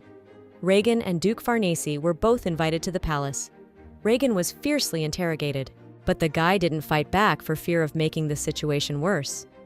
Because of this incident, the date of Regan and Ingrid's wedding was moved from the original plan, so it was decided that the wedding would take place in January. Mid-November, Roman Witte nightclub. Baron screamed in Regan's face and asked him about why it was so hard to see him. Parquet asked Baron to not be so creepy and not act like that. Baron started asking the guy what Farnese told him and if they wanted to call off the engagement. Regan told the Baron that he wished it was true. The Baron couldn't believe that the boy was really getting married. The guy was angry and realized that after everything Regan had done, the guy was lucky to get the most beautiful girl in Valentine as his third wife. The Baron told himself that their world was too unfair. Regan listened to all this and afterward put his foot to the guy's head and asked him if he was tired of living. Baron started asking the guy to pardon it. Regan spied Daniel asking why he was sticking up for him. Baron looked at the guy and asked him if Lady Ingrid knew him. Regan was telling the guy about the girl being a white doe or not. The guy wanted to beat the shit out of the asshole who gave her that nickname. Baron started talking to the guy about how it's a pretty famous story. The guy started talking about how it was a royal musician. He was the first to call her a white sloth. Hector Avery, the Baron had heard that he had been Lady Ingrid's personal teacher in the past. Regan realized that Ingrid was always looking for Hector Avery in musicians and watching him. The Baron began to ask the lad if he had a thing for the girl. Regan began to ask the Baron about whether to give him another beating. After a while, Bella came up to Regan. The girl began to get on the guy. The Baron looked at all this and asked the girl about the fact that she always gets turned on when she sees Regan. The girl didn't like it and splashed whiskey at the guy. Bella looked at Regan and talked about how they hadn't seen each other in a while. The guy started to ask the girl if she had gotten better. Bella smiled and told him that maybe Regan had been twirling around the cane like Lady Farnese for too long. The guy smiled and told the girl that he couldn't be sure until he experienced Bella. Suddenly, the girl slipped out of Regan's arms and began to tell him that she had to think about the fact that the guy had been messing around with that trash from the Farnese house, and the girl was disgusted. Reagan started telling the girl to get out. Bella started asking the guy if he slept with her. The girl had heard that their wedding was next month, so Bella wondered if the girl was pregnant. Reagan was reminded of someone by Bella. The guy's second wife liked to get hysterical over nothing, just like Bella. She was so obsessive that she herself couldn't take it anymore and left. Reagan started telling Bella about how she was the one who made fun of her the most. Bella asked the guy why he was comparing her to her. The guy started telling the girl to get lost. Bella started getting on the guy and telling him about how he likes it when she does that. But Reganu pushed her away this time and told her to leave. The guy asked the girl not to ruin his mood. After a while, Edwin Farnese started coming up to Reagan. Baron began to ask Edwin why he came to them in a suit and why he came here. The brother started asking Reagan to come out and talk. The kid started asking Edwin about if he had grown up. Edwin began to tell Reagan that he knows the whole truth of what has happened up to this point. The brother was talking about how he knows this is part of his sister's plan. Reagan was talking to the guy about how he turns out he's not a complete idiot. Edwin was asking the guy if he was really going to get married. Reagan started talking about how if the guy doesn't understand how to be respectful, he might as well not even try. Edwin started asking Reagan if he was really going to marry his sister. Reagan started asking the guy about how he could say no when the girl practically jumped him. Edwin talked to the guy about how it would be best for him to keep his finger off his sister. Reagan began to ask Edwin about why he thought the guy didn't do it, because Reagan was sure that the younger brother had heard about the night they had spent with Inga. Edwin started yelling at the guy about saying that nothing had happened, but Reagan started asking the guy about, since when did his words have any credibility? His brother started telling the kid about how completely crazy this was. Reagan smiled and said that's how he felt until recently, and it's all thanks to Edwin's family. The guy was telling Edwin Farnese to turn himself in so it would be easier. Edwin started asking the guy something. Farnese asked Reagan about whether he really thought his sister was doing all of this because he really loved Reagan. The brother started talking about how he was just reporting that the guy was deluded and Inga didn't like him. Reagan smiled and looked at Edwin. And afterward, the guy started talking about how Inga didn't say that when she moaned under him. The brother was angry and couldn't believe what the guy was saying. Reagan continued and asked Edwin if he had seen Ingrid's breasts. The guy talked about how Inga's breasts were pale and beautiful, and Edwin would be surprised to know how big she had them. Reagan started talking about how the girl has a beautiful waist that accentuates her. Edwin started yelling at the guy and telling him to shut up. Reagan calmly started asking the guy about how he was going to beat him up like he did last time. The guy was telling Edwin to hit him. Reagan was telling Farnese that it was time to teach him and their family a lesson. The guy wanted to make sure that lesson was learned.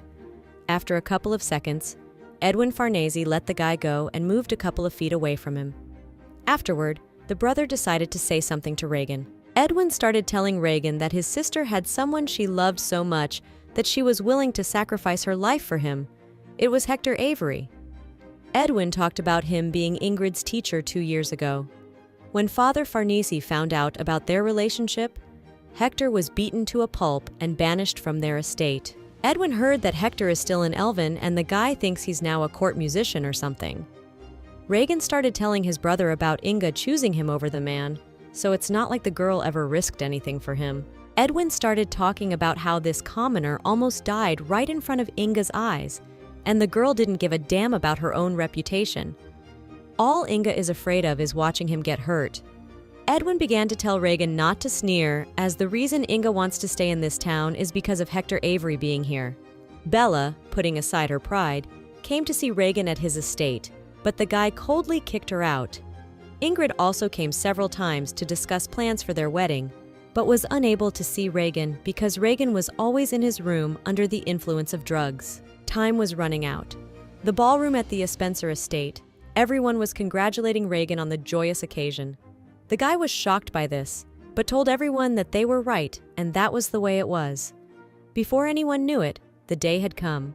The wedding of Reagan Spencer and Ingrid Farnese. Adele walked up to Reagan and congratulated him on his wedding. The boy thanked the lady. After a while, Bantley Roboam came up to Lady Adele. The girl started telling the guy about how great he looked. Regan watched them and didn't realize if they were crazy or not. Regan wondered where the Baron had gone. Meanwhile, he was standing and chatting sweetly with some lady. One girl with red hair was watching the Baron. It was Lisa, the second daughter of the Minister of Military Affairs. Hazen was also chatting with some people and telling them that the Spencer family was investing in the railroad business. Regan could see that Hazan was working hard. The guy realized that even if it was a wedding, he should try to escape when the time was right. Suddenly, the guy was approached by his older brother Raymond. It was as if he read the guy's mind and asked him if Regan was going to elope like he did at his past 2 weddings. Regan was surprised by his brother and started to listen to him. Raymond started talking about how it was the right thing to do, and Regan should stop causing so many problems and settle down once and for all. Regan didn't like it, but he told his brother that he would try to do it. His brother began to talk about how he had come as a representative of the royal family, but he was sure that his father would be watching the 2 of them. It was known that his father had the royal orchestra play during the event to keep the hall lively. After a while, the Duchess of Farnese and her sons entered the estate. Raymond began to tell Regan about how he had never seen Duke Farnese anywhere. Regan started telling his brother about how he said he wouldn't attend because he wasn't feeling well. The boy realized that his father hadn't even bothered to bother with an excuse. Regan realized that it would be one thing for him if his father didn't show up. Suddenly, one of Kyle's friends started calling Ingrid Farnese. The girl looked at Inga and told her about how she was very beautiful and looked simply divine. Kayla was telling the girl that she had never seen her with her hair like that. Suddenly, Kayla changed in her face and started telling the girl that her fiancé was trying to blackmail the girl. Inga smiled and started talking about how that wasn't true, and she was the one who wanted this wedding. Kayla was surprised at that answer. Inga didn't explain anything and talked about how she would tell everything later. Everyone knew that the wedding ceremony would begin any minute now. Inga stood across from Regan and looked at him.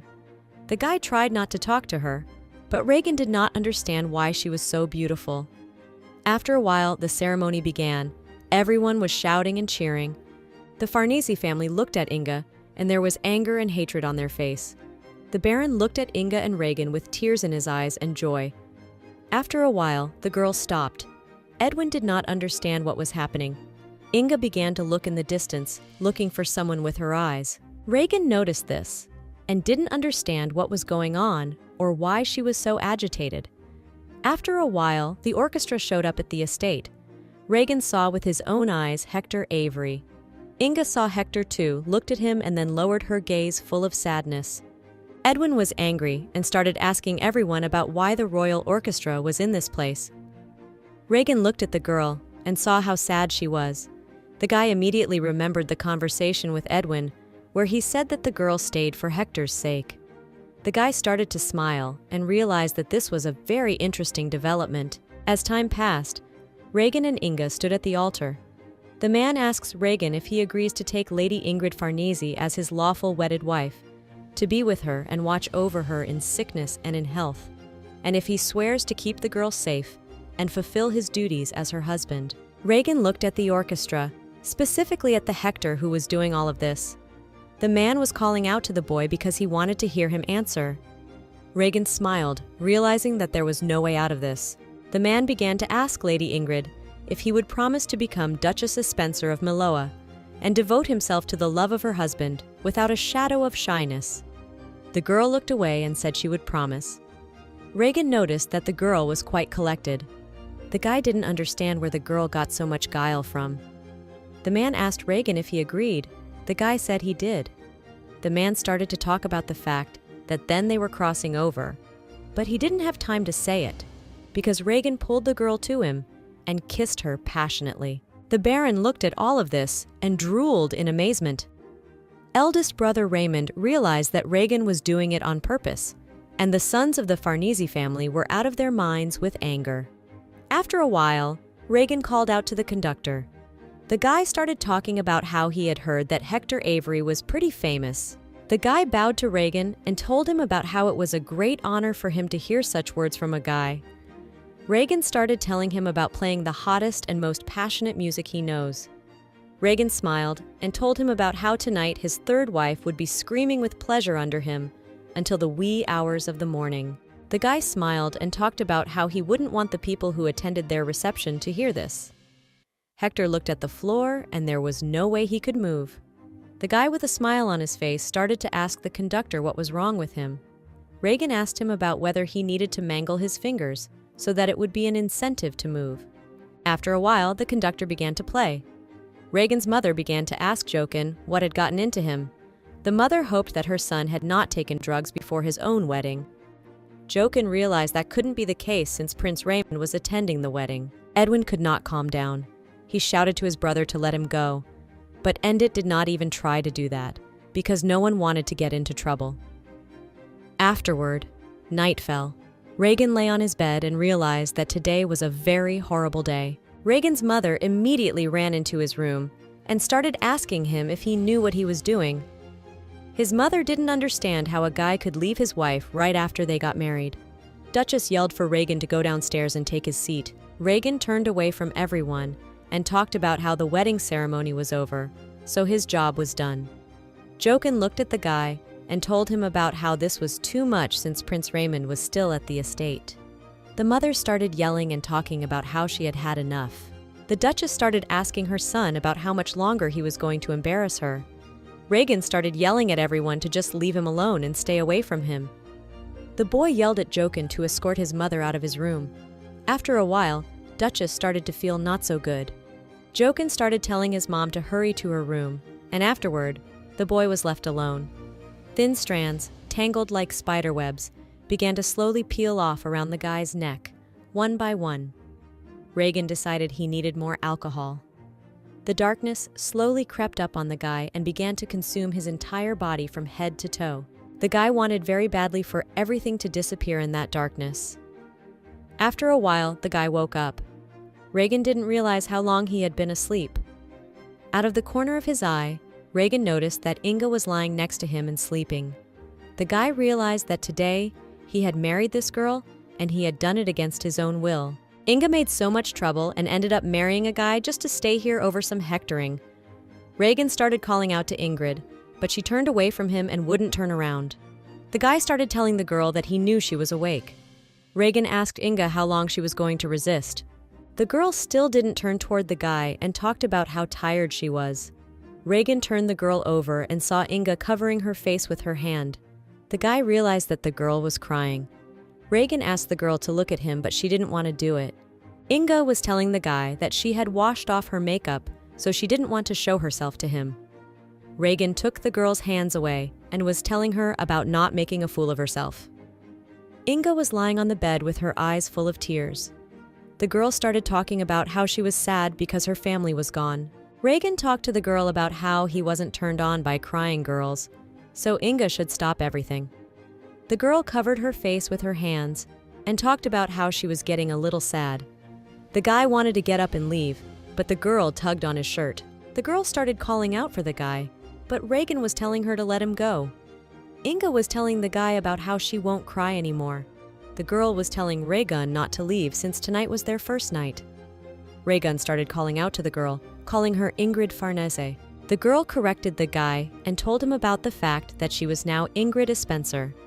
The guy started asking the girl why Reagan started asking the girl about if she was going to cry her eyes out over their wedding night. Why cling to the guy and drive him crazy? The girl leaned over and made a comment about how he was right, and it shouldn't have been Reagan. But the girl had decided to stay exactly with him. Inga really wanted them to get along. Reagan pushed the girl with all his might and told her about how she really didn't know what kind of person Reagan was. The girl started asking Reagan to tell her. Reagan began to tell the girl about Inga saying that this man wasn't supposed to be him. But one day, the girl decided to fall into his arms, and now it could only be Reagan. The guy started telling the girl that from now on, the girl should take her precious time to scrutinize the person she had dragged into her selfish game. Afterward, the guy kissed the girl. After a while, the newlyweds had something more than love. The guy started asking the girl about whether she still missed the embrace of that pathetic royal musician. Reagan asked the girl about how many times she had done it with him. The guy graciously allowed him to tell the girl anything. The girl didn't answer anything. Then Reagan got out of bed and noticed something. The boy picked up the candles and saw that there was a bloodstain on the bed. Reagan was confused. He couldn't say for sure if it was because Ingrid was a virgin or because the drug had stopped working, and he realized that the moans coming from her lips were not of pleasure, but of pain. It's like the guy was raping her. A month later, Reagan's routine hadn't changed. He still paid as little attention to his responsibilities and social life, reveling in alcohol, drugs, and women. With the slight difference that when he indulged in other women, he remembered his wife's face contorted with pain. A month later, mad and drunk, Reagan returned home. The maid tried to help the gentleman, but Reagan told her that he was fine and she could go. The guy cleaned himself up a bit, and afterward, he heard someone playing the piano beautifully. Reagan started asking the girl which room the piano was playing in. Inga began to cook the guy about the fact that since he decided to listen to her performance, the girl wanted the guy to share his opinion. Reagan decided that the girl had been taught how to play by the man. The guy looked at Inga and told her that she was disgusting. The girl started telling the guy about how his mom said that Reagan had a great talent for the game. The guy was telling the girl about how he was definitely better than her. The girl asked the guy if he would play for her. Reagan answered the girl briefly, no. Suddenly, the girl touched the guy's ear. Inga began to tell Reagan that he looked much better than he did in the morning when he got home. The girl asked the guy if he was well rested. Reagan turned away and told the girl about how he was the one who should have asked her that. The guy told the girl that she looked pretty good. The guy started asking the girl why she didn't say it was her first time. Inga started asking the guy about whether he thought it was too cruel to consider his wife a promiscuous woman. The girl talked about how people say the first time always hurts. Inga asked the guy if he was sorry. The girl started telling the guy that if he was really sorry, he could play for Inga. Reagan started to tell the girl that he hates it when someone watches him play. The girl smiled at the guy and said that she was the only one here and no one else. Reagan started telling Inga that he admired the person who gave the girl the nickname White Doe, as the guy was amazed at this person's attention to detail. Afterward, the guy started asking the girl if she really wanted to listen. Inga asked the guy if he would allow it. Reagan began to tell the girl that if it was for his spouse, he could play something. The guy took the girl quickly and put her on the piano. The girl started to call out to the guy in surprise. Reagan began to tell the girl about what she herself had told him to play. The girl was talking to the guy about how they could ruin the instrument, but the guy was talking about how they could buy a new one, and Reagan would find a much better one for the girl than this one. Inga started asking the guy if they could move into their bedroom. Reagan started asking the girl how she liked his lesson. Guy asked the girl if she realized what Reagan was like now. Reagan was now hugging Ingrid, being of sober mind. Not satisfied once, they continued in the bedroom. The girl thanked the guy for being gentle, and also the girl apologized to him. Reagan sat stunned and didn't understand what the hell she was talking about or what she was trying to say. It was morning. Inga was already in the dining room in full swing. The girl started telling the maid that after they set the table, she would have to help in the kitchen and also prepare the appetizers they had talked about yesterday. The maid began to tell the girl that she would start making soup for her hangover. After a while, the maid noticed the gentleman and said hello to him. Inga asked the boy if he was awake. The girl talked about the fact that she had already ordered to prepare breakfast. The guy was telling the girl that there was no need for that, and Inga could go back to bed. The girl did not understand what the guy wanted from her, so she decided to ask him what he wanted. Reagan began to tell the girl that he was just giving instructions to the servants to prepare their breakfast. Inga started asking the guy if he could wait a little longer. The guy started to say that if the Duchess was busy, nothing could be done. After a while, Reagan started telling the maid that he was waiting for her in the bedroom. The girl was very much frightened and did not know what to do. The guy sat in the chair and thought about what Inga was going to do now this time. The maid walked in on Guy and told him that she had come in to run errands for Reagan. The lad couldn't figure out what kind of woman she was. One day, Reagan was fancying himself up and getting dressed. Inga asked the guy about going somewhere. The guy didn't say anything and left. The girl with a smile on her face began to say that this morning the boy's mother had sent someone from Manhwa. The mother was interested in when they would be traveling to Manhwa to familiarize themselves with the property. Reagan started telling Inga to just ignore it, and he would take care of everything himself. Inga began to ask the guy if he could tell her more, as the waiting was too tiring for her. Reagan started talking about how he thought the girl wanted to stay in Alvin. Inga began to tell the boy that they would be back. The guy couldn't understand anything. His head was a mess. The girl started asking the guy about spending the night out. Reagan didn't answer anything and just left. Inga looked after him and told him to take care of himself. After a while, the boy went into the Baron's house and opened the door with his foot. The Baron choked with surprise and asked the boy what the hell he was doing. Reagan didn't answer anything and just lay down. The Baron started asking the guy what was wrong with him and if the nice ones were swearing. Reagan answered nothing and told the Baron to shut up and get out. Baron started looking at the guy in surprise and told Reagan about this being his house. Reagan asked the guy about having some kind of problem. The Baron began to talk about how he had no problems. A few seconds later, the door opened and Adele ran into the room. The girl was crying and calling for Daniel. Baron, from surprise, started asking her what she was doing here. The girl ran into the guy and hugged him. Reagan looked at all of this and didn't understand what was going on here. The boy began to ask the two if they were dating. The Baron and the girl loudly answered no. Adele started to ask Duke Reagan what brought him here. The guy started looking at the girl, and afterward, Reagan started telling Adele that it hurt him to hear that the girl was using formal speech when talking to him. The guy was telling the girl to just address him as if they were alone. The girl got angry and said she was leaving. Baron tried to stop her. Daniel took the girl's hand and started asking her what was wrong. The boy began to tell Adele to start by telling her to explain herself to him. Adele started crying even louder and asking the Baron how she should be. Guy looked at Reagan and shrugged his shoulders. Reagan, meanwhile, sat on the couch one more time and talked about how this was all just another load of crap. After a while, night fell. Baron asked the girl to repeat herself so he could make sure he heard everything correctly.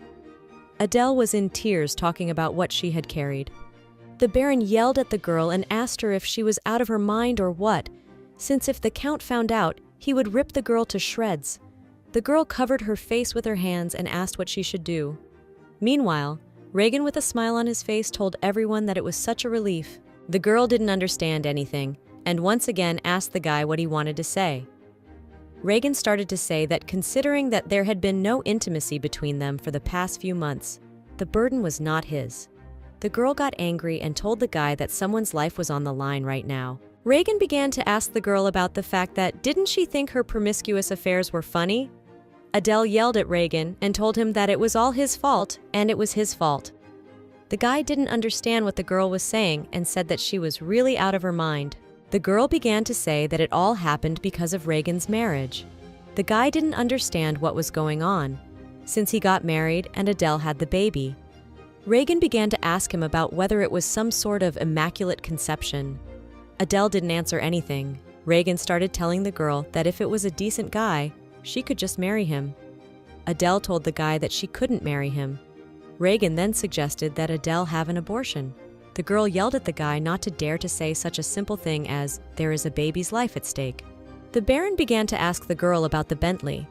Adele answered no. Then Daniel began to ask who the father was. The girl began to say that the father was a court musician. Reagan got up from his chair and immediately grabbed the girl, asking his name. Adele was uncomfortable and hurt by this. The girl was begging for the guy to let her go, but the guy still couldn't budge. Reagan yelled at the girl to tell her what his name was.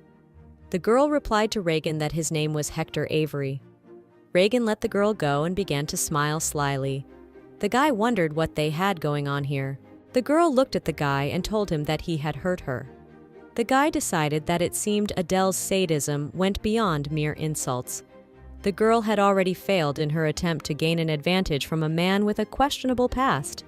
Reagan became an elder to the girl about how this man managed to seduce the girl. Since Adele is an aristocrat and a girl cannot be the first to approach a commoner. A month earlier, Reagan and Spencer's wedding. Bentley stood off to the side and chatted with the girls. Adele saw it, and she didn't like it. She didn't understand how Bentley dared to smile at these girls. Adele realized that Bentley only dared to ignore her because they are at a public event, and in Roman wit, always kneel down to lick a girl's feet. Out of anger, Adele swung the door open and ran out. The girl was annoyed by everything. She didn't know how she could take away her pain, so she just walked around the manor. Adele saw a conductor walking towards her. Afterwards, he accidentally bumped into the girl. The guy asked Adele if she was okay. The girl angrily asked the guy what was wrong with him. Suddenly, the girl noticed many scars on the guy's face. Adele started to ask Hector what happened and what it was. The girl touched the guy gently and wondered what made the guy like that. Hector started to look at the girl. Reagan realized that he wasn't seducing her.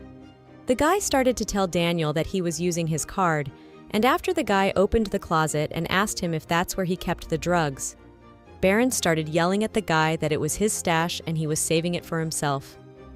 Reagan liked all these situations as it was quite entertaining. Sometime later toward morning, Reagan was getting out of the carriage.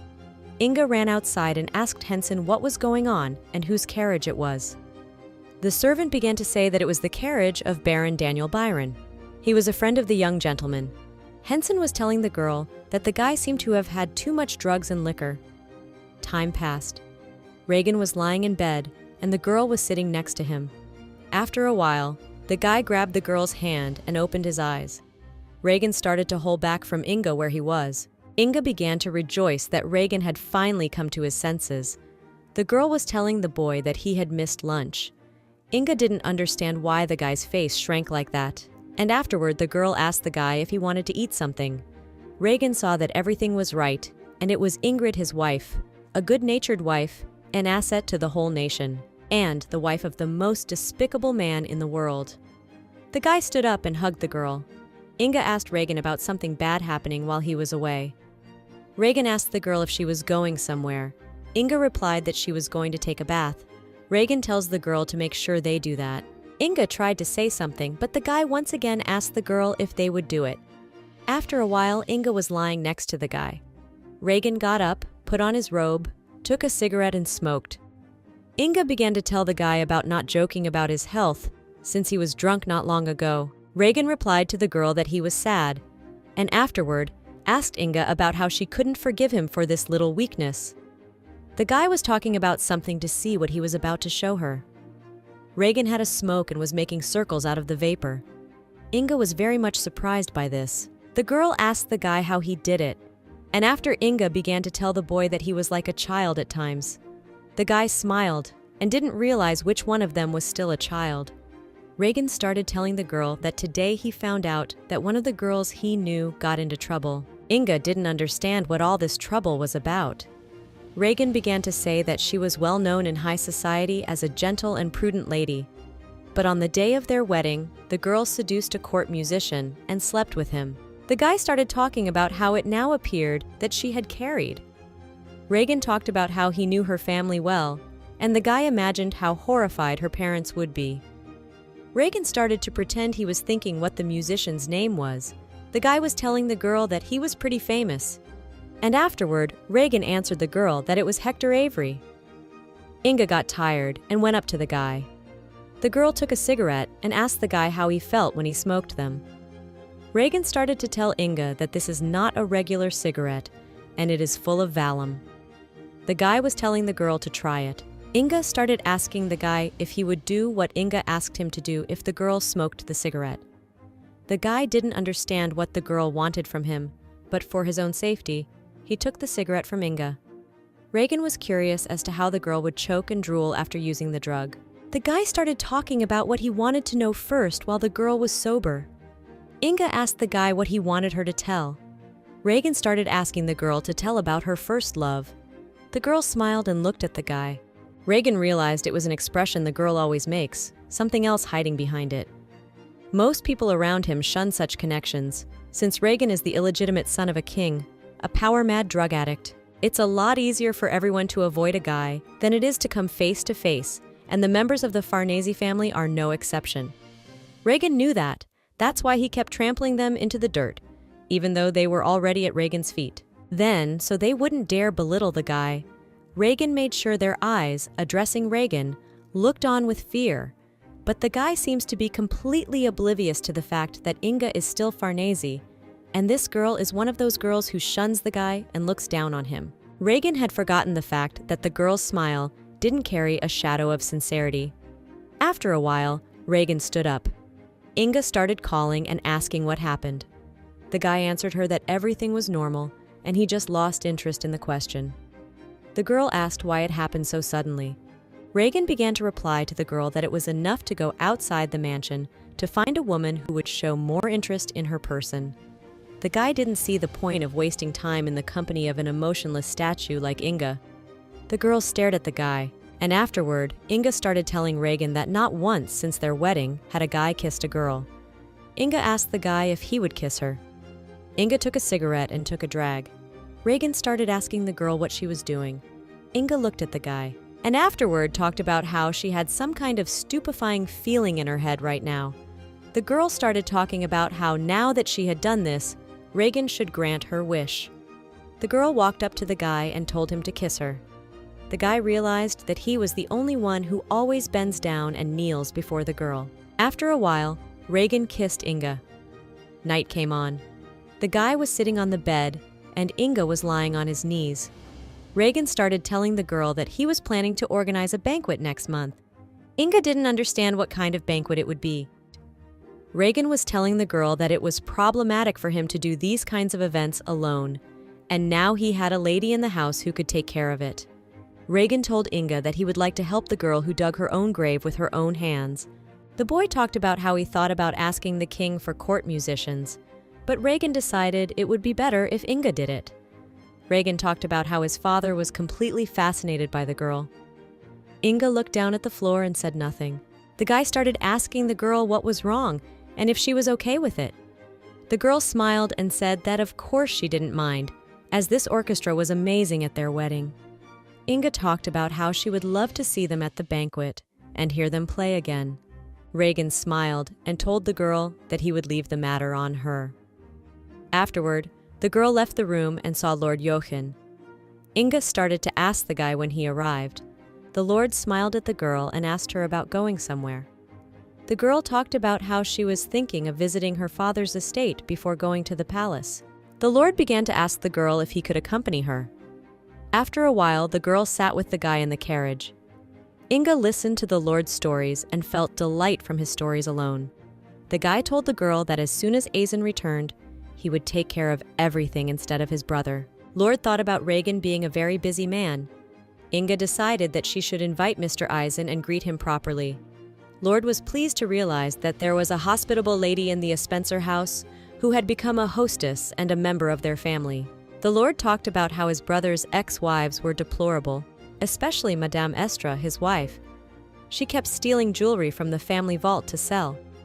The Lord spoke of how she destroyed a great deal of linen in fits of drunken madness. A guy should only remember how fiercely she cut the strings of Reagan's precious piano. Lord talked about the fact that, of course, her brother and himself is far from a saint, and yet this woman was simply incredible. Inga sat there and realized that she didn't know that. The guy started telling the girl to forgive her, as the Lord didn't want to upset the girl with such gloomy talk. Inga told the girl not to worry about it, as the girl was always happy to learn something new. The Lord talked about how his brother could be quite arrogant at times. When he's in that frame of mind, he's capable of a fair amount of bloodshed. The Lord said to let the boy know if that was happening, and then he would be sure to have a talk with him. Inga told him that she had no idea he was such a brave man. After a while, the girl and the Lord arrived. Everyone stood outside and waited for Inga. The girl, with all her might, began to hug Andit. The brother was saying welcome to the girl and touched her cheek. After a while, Edwin came up to the girl and was telling the girl that she looked better than expected. Inga asked her brother why he was still at home. Suddenly, the girl saw her mother and ran up to her. The mother began to tell the girl welcome. Inga started asking the mother where the father was. The mother said that he was in the palace. The girl talked about her old heading there, and Inga hoped they could see each other. Mother started asking Inga about where Lord Jochen had gone. Endit began to tell the Lord that Elsa was giving him a tour of the mansion. The mother was telling Inga about how Lord Jochen seems to be a good man. The girl was telling her mother that he is, and everyone at a Spencer Manor is a wonderful person. Mother began to ask Inga what about Regan Spencer. Inga talked about how he was currently absent as the Duke was a very busy man. Edwin talked about how terrible he was. The girl told him to stop saying such words. The brother didn't understand how the girl was trying to defend him. The girl talked about how the Duke could be a bit temperamental at times, but the girl talked about how she hoped that those around him would be kinder to him. The girl talked about how she has a wonderful life and doesn't feel unhappy at all. The mother smiled and said nothing. After a while, the girl began to ask where Edith had gone, for after all, they had not gotten together for a long time. Edwin told the girl that he had gone to greet Princess Isabella's man. Inga was very much surprised by this. The girl was curious about whether Princess Isabella still harbored feelings for Nipu. Her brother didn't know if she was serious or not, as the girl was full of surprises. Inga talked about how if the girl was so eager to see Edith, she could just attend their wedding. The girl was telling the guy that she was very much saddened when her father didn't show up at her wedding. Edwin started talking about what he thought was for the best. Inga began to ask her brother if he knew that Regan was a great piano player. His brother didn't understand why he should care what he could and couldn't do. Inga asked her brother if he had ever heard him play in a place he frequented. The lad understood that the place he frequented was Roman Vita. The guy recalled that the girl had gone sneaking off alone one time. The brother asked the girl if she had lost her mind. The girl told her brother that she was in pain and needed to leave for the palace soon. Edwin and his sister argued. The girl asked him not to address her in that tone. Edwin shouted to the girl and told her about her acting very arrogant because she had become a duchess. After a while, the girl poked the guy in the eye with her fingers. Inga talked about how that was the only treatment he deserved by messing up her hair. The girl was telling her brother to stop acting like a child. The boy started asking the girl if she was really okay. The brother wanted a little more power for himself, but Inga laughed and told him to get up. Edwin was telling Inga that she should definitely tell him if Regan treated her badly. His brother promised to teach this idiot how to behave with his little sister. Inga was very much surprised by such an answer of her brother. Meanwhile, Edwin was telling the girl that he was not joking. Inga began to talk about what it must have been that she truly loved. It was the second time in a day that the girl heard such words. That made Inga happy. The guy didn't understand what the girl was talking about. Inga began to say that Lord Jochen had said something similar. The brother began to tell the girl that unlike some people, the Lord is a decent man. Evening began to come. Inga and the Lord began to go back. The boy began to ask the girl, "Did the visit to the palace go well or not?" The girl said that everything went well, thanks to the Lord. The girl suddenly thought about something. Inga wondered if Regan wanted to have a child. Hazen began to enter the office. The boy wondered why there were lights everywhere, for he was sure he had warned Henson that he would be back late because of an urgent matter. Hazen saw Regan sitting at the table. The partner started telling the guy about how he was really scared. Hazen began to ask the guy what he was doing here. Partner asked Regan why he was sitting in the dark. Hazen would tell the guy about being back, and Regan would tell him that he knows. Partner would be surprised that the guy isn't even drinking. Hazen would ask Regan about the fact that he was really working. Regan asked his partner not to remind him about the drinking since the guy was on the verge of insanity. On the table was a newspaper with Hector Avery on it. Hazen started asking the guy about whether this was the man they had seen last time at their wedding. The partner asked Regan what he was so interested in. The paper said that Endit Farnese had recommended him as a court musician. He was able to take over as conductor in just 2 years and has also taught for Lady Ingrid in the past. That's an outstanding resume for a commoner. Regan agreed with Hazen and talked about how he was an amazing person, so amazing that the guy would like to chew him up and spit him out. After her marriage, Lon Elvina withdrew from active participation in Soviet society. At this event, she would appear for the first time as the Duchess of Spencer. The news of the upcoming banquet at the Spencer house inevitably became a hot topic. The servant brought Inga letters from guests who were arriving because of urgent business. The girl told the servant to leave them here, 3 hours before the banquet. Inga asked everyone to double-check the ingredients and make sure everything was sufficient. The girl also asked to clean up the terrace and set the table. Inga said that some of the guests would stay overnight, so it was necessary to check that each room had a bell for the servants. The servant noticed that the girl was not feeling well. Inga held her head and said that she was fine. All the servants were worried about the girl's health and were happy to welcome such a wonderful lady into the house. They all told the girl to pay more attention to her health. One of the servants asked the girl to leave further preparations to him. Inga told the servant that she had to do it and it was her duty.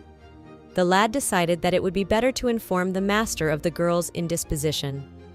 The girl appreciated Henson's concern, but told the lad that it was not necessary. And afterward, Inga decided that they had better attend to the terrace. Some time passed, and Reagan and the Baron came out to the ballpark. Daniel was praising the grand banquet. The Baron asked Reagan if he was sure he was okay, to which the guy told him he was fine. Reagan was disgusted with the Baron, because if Reagan didn't know Daniel, he'd think he was a drunk on a non-stop bender. A few days earlier, Club Romanvita. Baron was sitting in a chair and saw Bella come out of the room, cursing at the guy. Daniel asked Reagan what had happened. The boy replied to the Baron that girls no longer aroused him. Danielle began to wonder who Reagan was waiting for. After a while, Inge was told that the Royal Orchestra had arrived. The girl said she would meet them. Inga thanked the orchestra for traveling such a hard way. Hector was telling the girl that there was no need to greet them.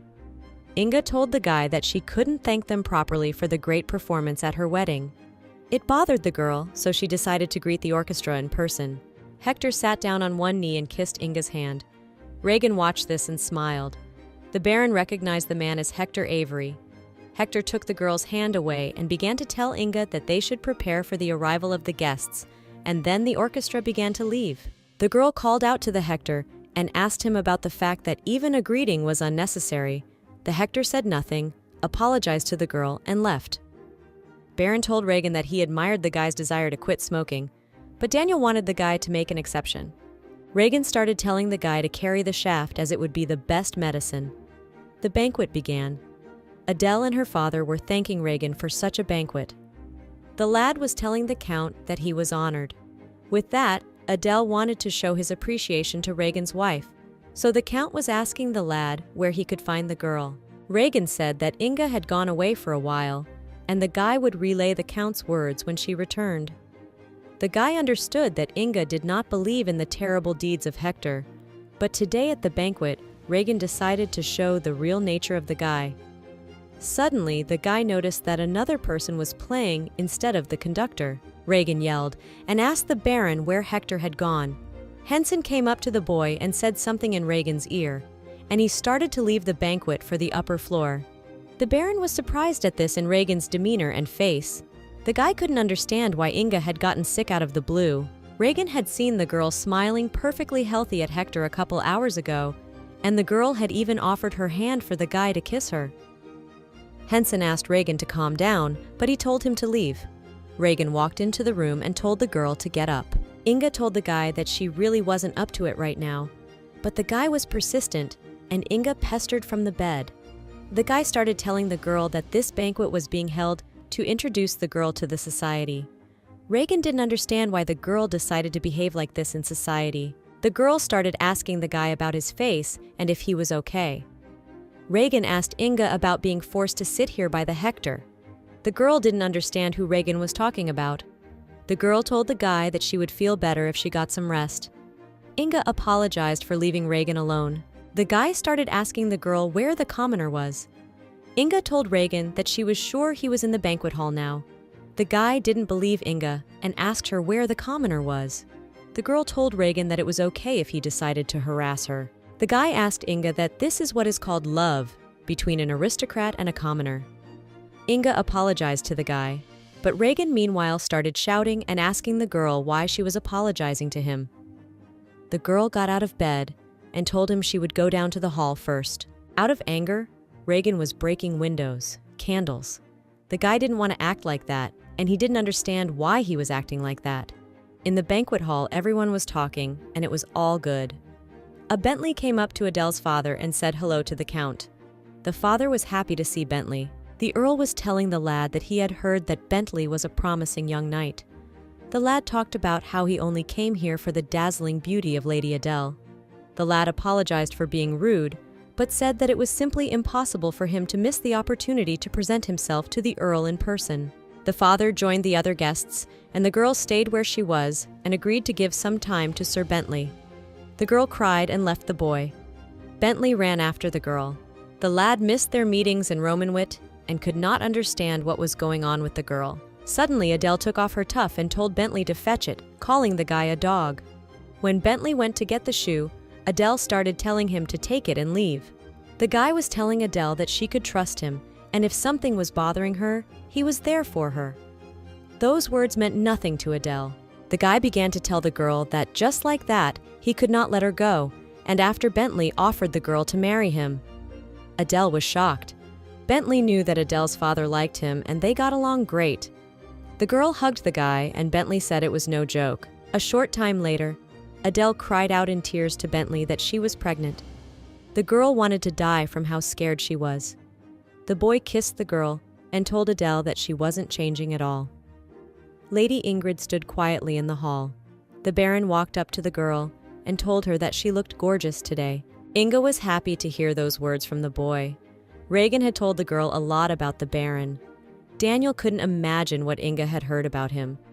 The Baron asked the girl if she was okay, as Inga looked pale. Regan walked over to them and said his wife was fine and she wasn't such a frail woman. Baron didn't understand why Regan was looking worse and worse. Daniel showed the conductor that Regan was looking for. He was playing the piano. The guy was telling the Baron that his attention was on his spouse at the moment. Regan wanted to undress the girl here and now and run his tongue all over her body. Baron didn't understand what the guy was saying. Inga asked to let her go, as she thought that Regan was already drunk enough. The guy held the girl and said he was perfectly fine. Inga was too tired to deal with Regan. Inga noticed Hector Avery looking at her. The girl went up to him and told him that she liked him. The guy was a little shocked, but thanked her for treating him that way. Inga asked the guy to take it seriously. Hector told the girl that she shouldn't say something like that, especially to someone like her. The girl told the guy that she wanted to share her love with Hector every day. Inga asked him why he doesn't accept the girl's feelings. Hector touched the girl's hand too and asked what kind of crazy person can refuse Inga's love. But for all that, the guy still left the girl. After a while, Inga was approached by Regan and told her that the man had already planted his seed in another woman. Suddenly, the guy saw Adele with her father and Bentley. Regan pulled his wife and came over to them as GRA wanted to personally thank Inge. Suddenly, Regan started asking her father if she had sorted out all the affairs. The Count didn't understand what this was all about.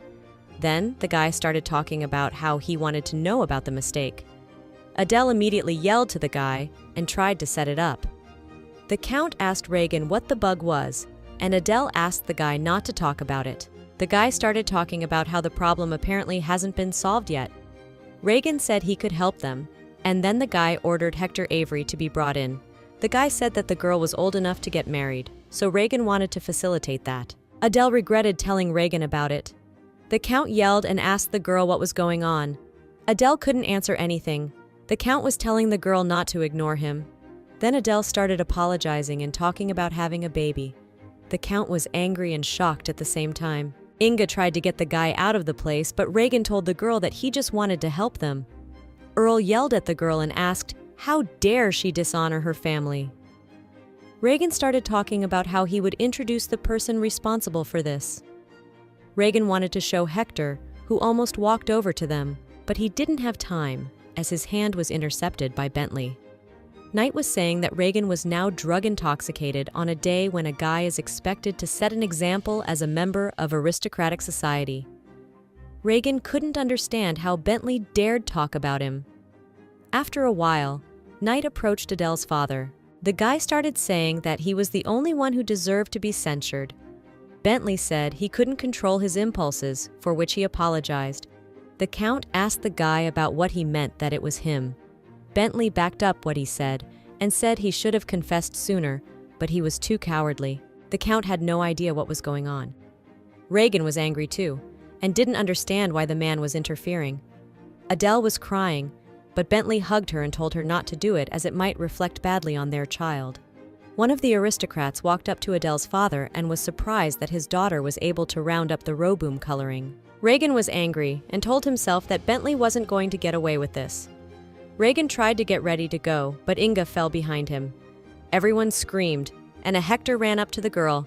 Reagan picked Inga up in his arms and told the Hector to get out. The guy ordered Henson to call a doctor. Reagan didn't understand what he had been doing all this time and why he hadn't kept an eye on Inga. Reagan immediately remembered how Prince Eldis had fallen the same way when he was a child. Reagan began to ask the doctor how the girl was doing. Sawyer replied that he told her to stay in bed and rest. The doctor didn't understand how it was fashionable to ignore her terrible condition and make her faint. Little Reagan asked Prince Eldis why he didn't say anything about being sick. His brother answered the boy that he didn't want Reagan to see him like that. Reagan looked at Inga and didn't realize what he had been doing all this time while the girl was suffering so much. People were standing in the street watching the carriage. They talked about it being Farnese's carriage. People thought it was empty, but Endit was in it with his father. The boy suggested they come inside since they were invited, but the father told his son it was fine. Endit asked his father if he missed Inga. The father talked about how he was just wondering how the girl was coping with the mess she had made. Endit talked to the father about how the last time the girl had come, she had looked quite healthy. The father unlocked the carriage and said he would go and ordered his son to stay here. Her father told Endit that he would stop by and just see how she was doing. Reagan was sitting by the girl's bed and heard Inga calling for a guy. The girl was asking Reagan what happened with the banquet. Reagan was telling the girl to forget about him and not to think about him. Inga tried to say that it was the guy's reputation, but Reagan wouldn't even listen to that. Inga started telling the guy that she understands why Reagan hates her. The girl was saying that she would try really hard and make up for everything to the guy. Reagan was telling the girl to keep her mouth shut as he already understood everything. The guy asked the girl if she needed anything. Reagan said that he would take care of the banquet, and afterward the guy told Inge that if she needed anything, she could tell Henson. Suddenly, the girl called out to Reagan one more time. Inga asked the guy one last time to let her talk to Hector. Reagan didn't know what to say to that. Father was walking through the banquet. Everyone was asking each other for their opinions on whether Ingrid was okay. Father was shocked by this, so he walked over to the girls who were whispering about it. The Duke asked them what they were talking about. Suddenly, Duke Farnese came up to Hector. The guy started telling him that they hadn't seen him in a long time. The father told the lad that he had made a good career for himself. The Duke thought that after that day, the lad left Elwyn, but he is here as a musician. After a while, the father punched Hector in the face with all his might. Duke tried to remove the guy with his cane, but was stopped by Reagan. The father started looking at the guy and calling him Reagan a Spencer. Reagan wasn't sure if Duke had the right to address him so informally. Reagan told his father that if the Hector had a face worse than before the previous beating, Reagan's going to be in trouble. After a while, the guy came out to the people and started telling them that this banquet had failed. So on that note, the guy had to say goodbye to everyone. The guy hoped that all the people could turn a blind eye to the mess of tonight. Reagan wasn't much good for these pompous gatherings. The boy began to tell the Duke that he had to go too. Reagan started telling Henson to wipe the blood off the musician's face and escort him to Ingrid. The father yelled to the lad that he would not allow him to do that. The kid started to look at his father. Reagan began to say that his spouse had requested to see him, so the guy gave his permission. The guy asked the father if he saw Reagan trying to daughter Farnese. The father grabbed the guy by the shirt and talked about it was in the guy's best interest to listen to what Duke Farnese had to say. The boy asks his father who he thinks he is and if he dares to point. The father talked about him warning Reagan not to let Hector date Inga. Duke was telling the guy not to complicate things if he doesn't know what's going on. Reagan began to smile and talk about how he was well aware of the story, and it didn't bother him. Reagan said that besides inviting the Royal Orchestra was his wish. Father didn't understand why they were doing that if everyone knew. Reagan tried his best and his father came in and ruined a great show. Guy ordered the Hector to be cleaned up. Reagan replied that he had made up his mind. The father got angry and asked Guy what he could possibly know about this story at all. Reagan laughed and said that what he wanted most right now was to wring Hector's neck. After a while, Inga had a Hector. The boy asked the girl why she had called him. Inga asked Hector if he was doing well. The girl was telling the guy that she had so much she wanted to say, but her mind was empty. Hector talked about how he was doing well now. Inga began to thank Hector, since it was only because of the guy that the girl got the title of White Doe. Hector told the girl that they always went different ways with her, so there was no need to look at the guy with pity. Inga answered that it was all in the past and the girl did not pity Hector. The girl apologized to the guy and told him that she thought she was mature enough. Hector realized that he was the only one who should ask for forgiveness. The girl said she was sorry and she loved the guy. The guy touched the girl's head and told her that she had really grown up, and as a teacher, he was incredibly proud of her. The guy was telling the girl that she had done enough and it was time to forgive herself. After a while, Hector came out to Farnace's father and told him that the girl was fine and she had a slight cold. The count was angry and asked him who asked him to do that. Hector didn't care how many times, he would beat him. The boy knew that his father's anger would not subside this way. Hector said that Lady Ingrid had grown up a lot. His father said that Ingrid was still a child and had married this madman because she was going through the rebellious phase of puberty. Hector admitted that he didn't know why he hadn't left Elvin either. When the guy was packing, he was anxious, as if he was losing something important, and it was today that the guy realized the reason. Hector had said that he could leave this place now. Hector was thinking of petitioning for resettlement in the southern regions of the kingdom.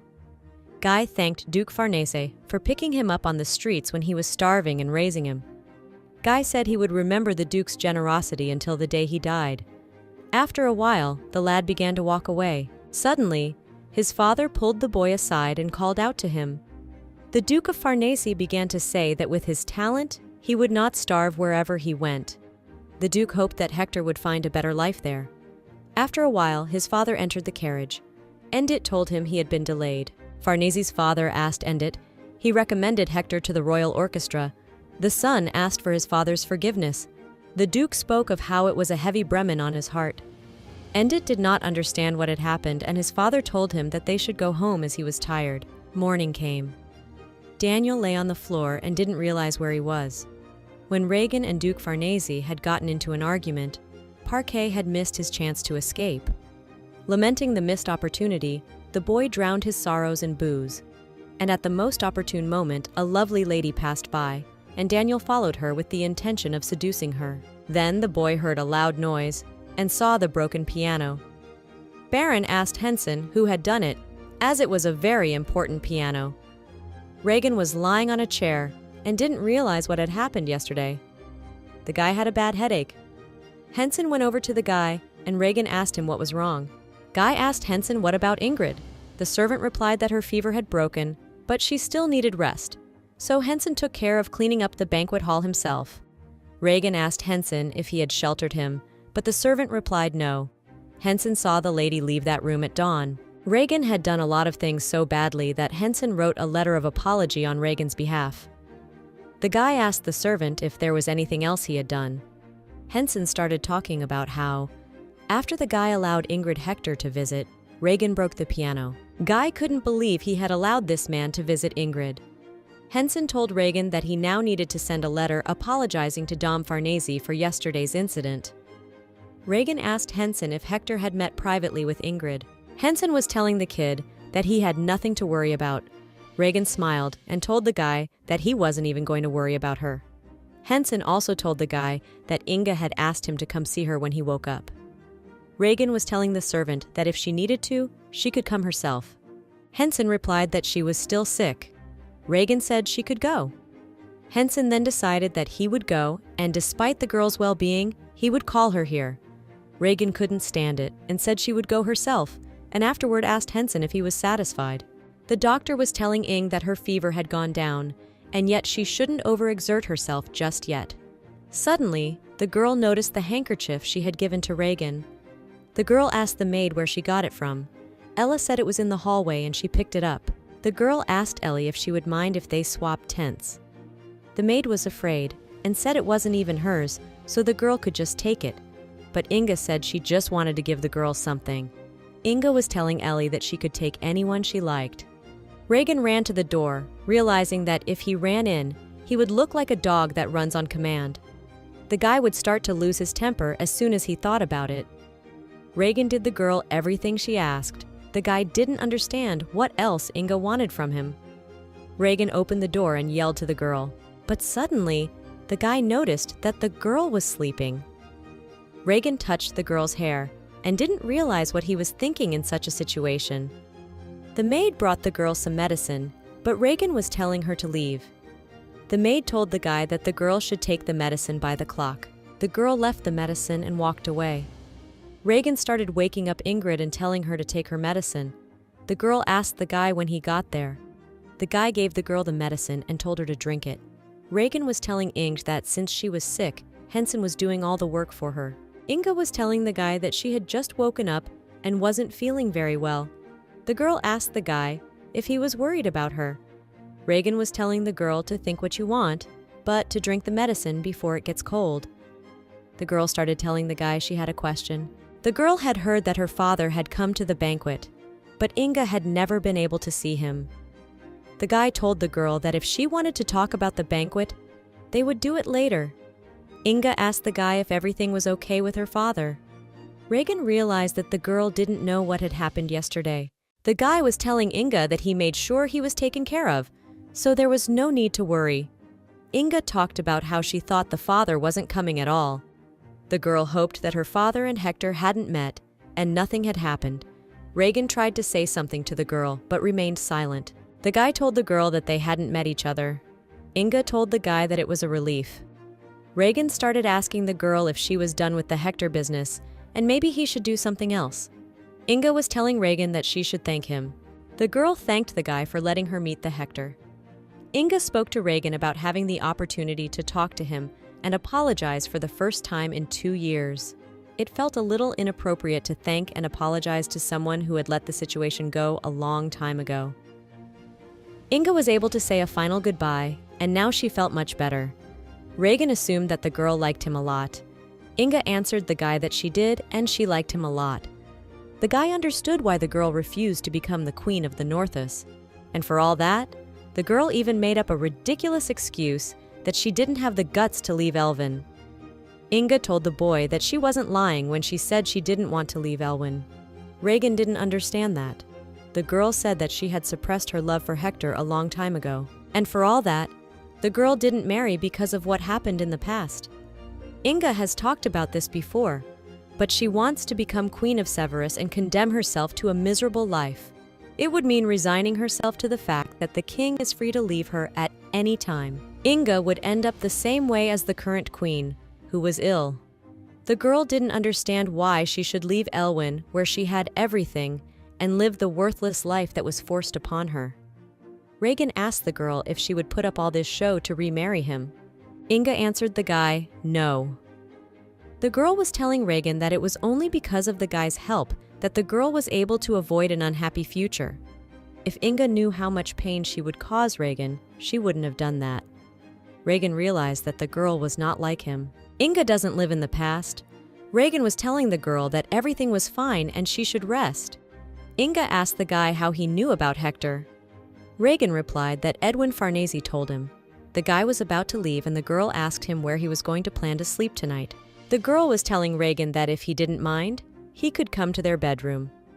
Inga realized that it was probably uncomfortable to sleep in the study. Reagan began to say that he would think about it. Night was falling and the guy was still in his office. Henson asked Reagan what he was doing at this hour. The guy said he was writing a letter of apology. Henson smiled and told the guy that he had made the right decision. Something was definitely wrong. Either Reagan had lost his mind or the guy was surrounded by lunatics. Or maybe both. After a while, Reagan went to Inga's bed. One thing the boy knew for sure was that his assumption was more than just an assumption. Maybe Reagan was crazy to think about it, but despite the events that had happened, it wasn't that bad. The boy hugged the girl and fell asleep. Morning came. Edwin arrived at the estate to see Reagan, who began to call for a gentleman. In Edwin's possession was a letter that was addressed to Duke Farnese. Edwin was angry and said that this was not the problem at all. and in any case, it was not an issue that could be easily solved with a few words. Reagan asked Edwin how he could end it. His brother asked Reagan how dare he treat his father like that in front of his sister. Edwin talked about how if he treats his father like that, it is understandable how Reagan treats Inga. Reagan had no way of knowing why the guy was so angry. The guy was telling Edwin to just cut to the chase, since the look on Edwin's face didn't give the guy any pleasure. The brother was telling Reagan that he should have shown some respect and come to his father in person and apologize properly. Reagan wondered if Edwin understood who he was talking to. After a while, Inga came into the office. Her brother took her by the hand and told her that they could not stay here a minute longer. Inga did not understand what was going on. Reagan grabbed the girl's other hand. The kid asked Edwin if he realized he was out of line. Edwin yelled at Reagan to apologize to his father and get some manners. Edwin talked about how he wouldn't leave his sister here. Inga didn't understand what his brother was talking about. The brother was telling the girl that they had nothing more to discuss. Inga didn't understand what her brother was talking about and told him that this was her home. Edwin yelled to the girl and talked about how Reagan had insulted not only the father, but their entire family.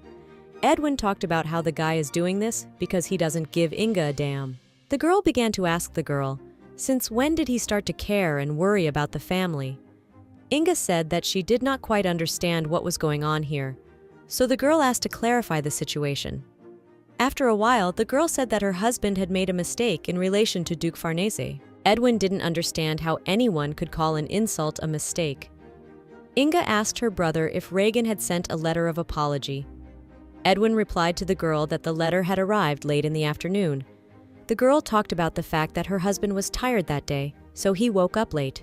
Consequently, the letter was delivered late for that reason, not because Reagan was dismissive of the situation. Inga asked her brother if he realized this.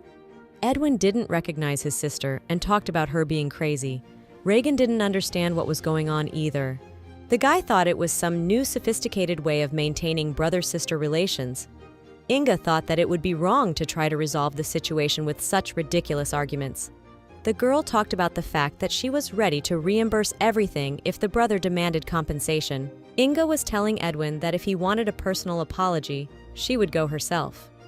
The brother pointed at Reagan and talked about how he should be the one apologizing, not the girl. Inga told her brother that she was the one who threw the banquet, and she was responsible for everything that happened at the banquet. Reagan and Edwin were shocked. The girl talked about being Lady Spencer, and wasn't she enough? The girl asked her brother if he could elaborate on why she couldn't apologize. Reagan told them to stop. The boy said he would send another letter to Duke Farnese. Afterward, Reagan started telling Edwin to get out. After a while, the guy was in the room. Reagan was curious to know what was in the girl's head, and wasn't she supposed to be angry? The guy thought the girl might have ulterior motives. Reagan decided that he needed drugs. Suddenly, in a drawer, Reagan noticed a handkerchief. The guy didn't understand why it was there. After a while, Inga started asking the guy if he was angry. Reagan didn't understand what she was saying. The girl was asking the guy about what he didn't like that Inga interfered. Reagan started talking about how everyone at Valentine's knows he's a hopeless scumbag, and the guy was sure the girl was aware of that too. Inga started telling Reagan that he was amazing. The guy yelled and asked Inga why she always defends him. The girl didn't understand why Reagan was asking a question where the answer was obvious. Inga told the guy that they were husband and wife. Reagan was shocked by these words. Inga asked the guy why he was so surprised. The guy asked the girl if she had any idea how he treated Duke Farnese. Inga told Reagan that he was just mistaken. The girl knew that the guy was having a hard time that day. The girl knew that Reagan was not the kind of person from whom an apology could be easily obtained. Inga told the guy that, however, the next day, the guy sent a letter to his father. Reagan was telling the girl that it wasn't enough. Inga approached the guy and told him that she was his wife and she would always be on his side. Inga asked the boy if he would kiss her. Reagan felt relief mixed with arousal come over him. The guy thought he was really a bottom. Since Reagan was obsessed with one single woman, Guy wanted to make sure of that. Reagan desired Ingrid so much that it drove the guy crazy. The guy wanted Ingrid to be obsessed with him, since right now the girl was only fulfilling her marital vows as a model wife. Inga was glad that the guy was becoming more tender each time. Inga said that sometimes she still felt bad. Reagan answered that it was because she wasn't used to it yet. Inga asked the guy when she would get used to it. Reagan didn't know what to say to the girl and just turned away. Inga started to call out to the guy, but Reagan answered the girl that he was a little tired. Inga was telling the guy to rest while she did other things. Reagan took the girl and told her to stay with him. Inga asked the guy if she could ask a question. The guy told the girl no. Inga asked the guy if he didn't like kids. Reagan answered the girl about how he had no reason to love or hate them. Inga asked the boy if they should have a child. The last time Reagan was at the palace, His Majesty casually asked a similar question. The guy was afraid that having a child would become another responsibility for him. Inga was telling the guy that if he didn't want to answer, Reagan could do it later. The girl was telling the guy that they still had plenty of time. Night came. The guy woke up and noticed that Ingrid was not next to him. The guy noticed that the girl had disobeyed him since Reagan told her to stay with him. The boy knew the girl wasn't the type to obey blindly. Reagan looked at the handkerchief and realized that everything started with one rose and then it was only a sprout. Hazen sat with Reagan and thanked the guy for inviting him to the banquet. The guy asked him if he knew what happened. Hazen shows the paper and says he doesn't want to know. Partner asks Reagan why he declined the invitation this time. Reagan replied that they were already crossing the line. Earl Brighton, one of the biggest investors in their railroad business. Hazan noticed that last time Reagan had a lot of fun with the ladies invited. The partner asked the guy what he would do if Earl Brighton thought it was an insult. Reagan asked the guy about who would want to spend time with a bunch of hookers. Guy had told Hazan to schedule all business meetings for lunchtime from now on. The partner didn't understand where his master had gone.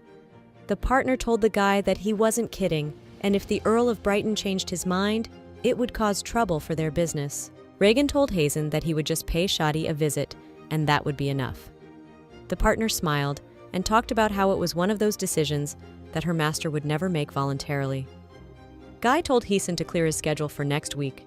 The partner said he didn't have much time. Reagan replied that his wife wanted to invite Hazan to visit them. The guy asked Reagan what day would be best for him to visit next week. After a while, the guy returned to the estate. Reagan began to tell Henson that he would be leaving again. Henson asked the boy about what plans he had. The servant remembered that it was the day of the night's entertainment at Romanwitz. After a while, the guy started telling Reagan that he had gotten a letter from the Farnese house. Reagan thought it might be a reply to the second letter of apology. Guy picked up a letter that said, Duke Farnese would never accept an apology from members of House of Spencer. Reagan asked Henson if Ingrid knew about it. The servant said that the girl had read the letter, but had not reacted in any way. Reagan began to ask where Ingrid was now. Henson replied that the girl was now in the parlor with a friend from the Delgard house. After a while, the guy approached the girls. Kayla greeted Reagan and said that she was very happy to see him. Inga replied that this was her friend Kayla and her son. The girl said that Kayla couldn't attend their banquet, so she would stay with them for 5 days. Inga asked the guy if that was acceptable. Reagan didn't understand how it could be acceptable if the girl took her son, who cried all the time. Reagan hated that kind of thing. The guy realized that as long as Kayla was here, he wouldn't be able to sleep with Inga. The girl asked Guy if he was tired after the long drive. Reagan didn't look good. Reagan told the girl that he would take care of everything and she had nothing to worry about. The guy asked back and found out that they would be staying for 5 days. Reagan smiled and told Kayla that he hoped they had a good time. The girl asked the guy if he wanted to have dinner with them. Reagan replied to Inga that he still had things to do. The guy told the girl to enjoy their time together. Kayla asked the girl if she really liked it here. Inga didn't understand the girl's question. Kayla began to tell Inga that the guy was exactly as the rumors described. Inga told the guy that those were just rumors and that Reagan was actually very kind. Kayla didn't understand why Inga felt that way. The girl asked Inga if she really loved him. The girl looked down at the floor and tried to say something, but Inga was interrupted by her son's crying. Kayla didn't understand what had gotten into him. Inga asked Kayla if she could support him. Kayla was only too happy to do so. As soon as the girl took the baby in her arms, he started laughing. Kayla didn't understand what Inga had done and it was obvious that this baby could recognize a beautiful woman at a glance. Inga was telling Kayla how wonderful her baby boy was. Reagan knew that eventually Adele and Bentley would be together. The guy knew that Adele always acted so arrogant and bossy, yet she still stayed with Bentley. Rumors reached Reagan that the child in her womb was not from the boyfriend at all. An evening at Roman Witt's nightclub. Baron greeted Reagan with a smile. Suddenly, Liza, the daughter of the Minister of Defense, approached Daniel. The Baron was apologizing to the girl for something, but Lisa was asking if the apology would be enough. The girl asked the guy who he thought he was. Baron didn't understand why the girl was yelling since the guy had just hit the girl with his shoulder. Daniel was telling Lisa that he apologized, and also the guy started telling the girl to watch her manners when she gets drunk. Lisa yelled at the guy and told him that he was going with her. The guy begged Reagan to save him, but Reagan smiled and said goodbye to Baron. After a while, the guy was harassed by Belle. Parquet asked her if it was time for her to stop this dirty harassment. Belle was asking Reagan about the fact that didn't he come here to enjoy this dirty harassment? Reagan grabbed the girl's hand. Belle began to ask the guy about the fact that he was now making a saint of himself and had hit rock bottom. Reagan answered the girl that that was right, and he had hit rock bottom. The guy didn't wish the girl to hear this from a man who was in the same place. Reagan was telling Belle that it was disgusting. Belle didn't understand why Reagan started to think he was better than others when he got involved with Ingrid. Guy asked the girl to show more respect when she talked about the Duchess of Spencer. The girl was telling Reagan that she wasn't just going to let it go. Reagan was telling the girl to give it a try. Belle didn't understand what the guy was trying to tell her. Reagan was telling Belle that if she didn't like sitting back, she should take action and do something about it. The guy was telling the girl to remember that he had already hit rock bottom, and the guy doubted that another hole in their endless streak would change anything. The girl was yelling at the guy that she wasn't done yet. Reagan was telling Belle not to be stupid, as the guy never singled out the girl from the others crawling around in there. Just because they're both on the bottom doesn't wish them equal. What Reagan was referring to was the fact that their fathers are of completely different status. With all anger, the girl ran at the guy, but suddenly, Shadi Zenith, who was the chairman of the nightclub, took the girl's hand and told her to leave. Shadi was telling Reagan that this was his business too, and if he wanted to have a good time, he should show some respect. Reagan was telling Shadi that he said fine, but Reagan isn't here tonight for fun. The guy was telling the man that he has business to attend to. Shadi was telling Reagan to discuss business elsewhere. After a while, they left. Shadi Zinat is the founder of the Roman Vidi nightclub. He's also a well-mannered man who isn't interested in alcohol or women. Reagan realized that being in a bad mood, Shadi Zenoth was worse than Farnese. To Reagan, this was a man he hated, but to drum up interest from Brighton, their biggest investor, the guy will need the influence of House Zenith, which is controlled by an alliance of nobles from that region.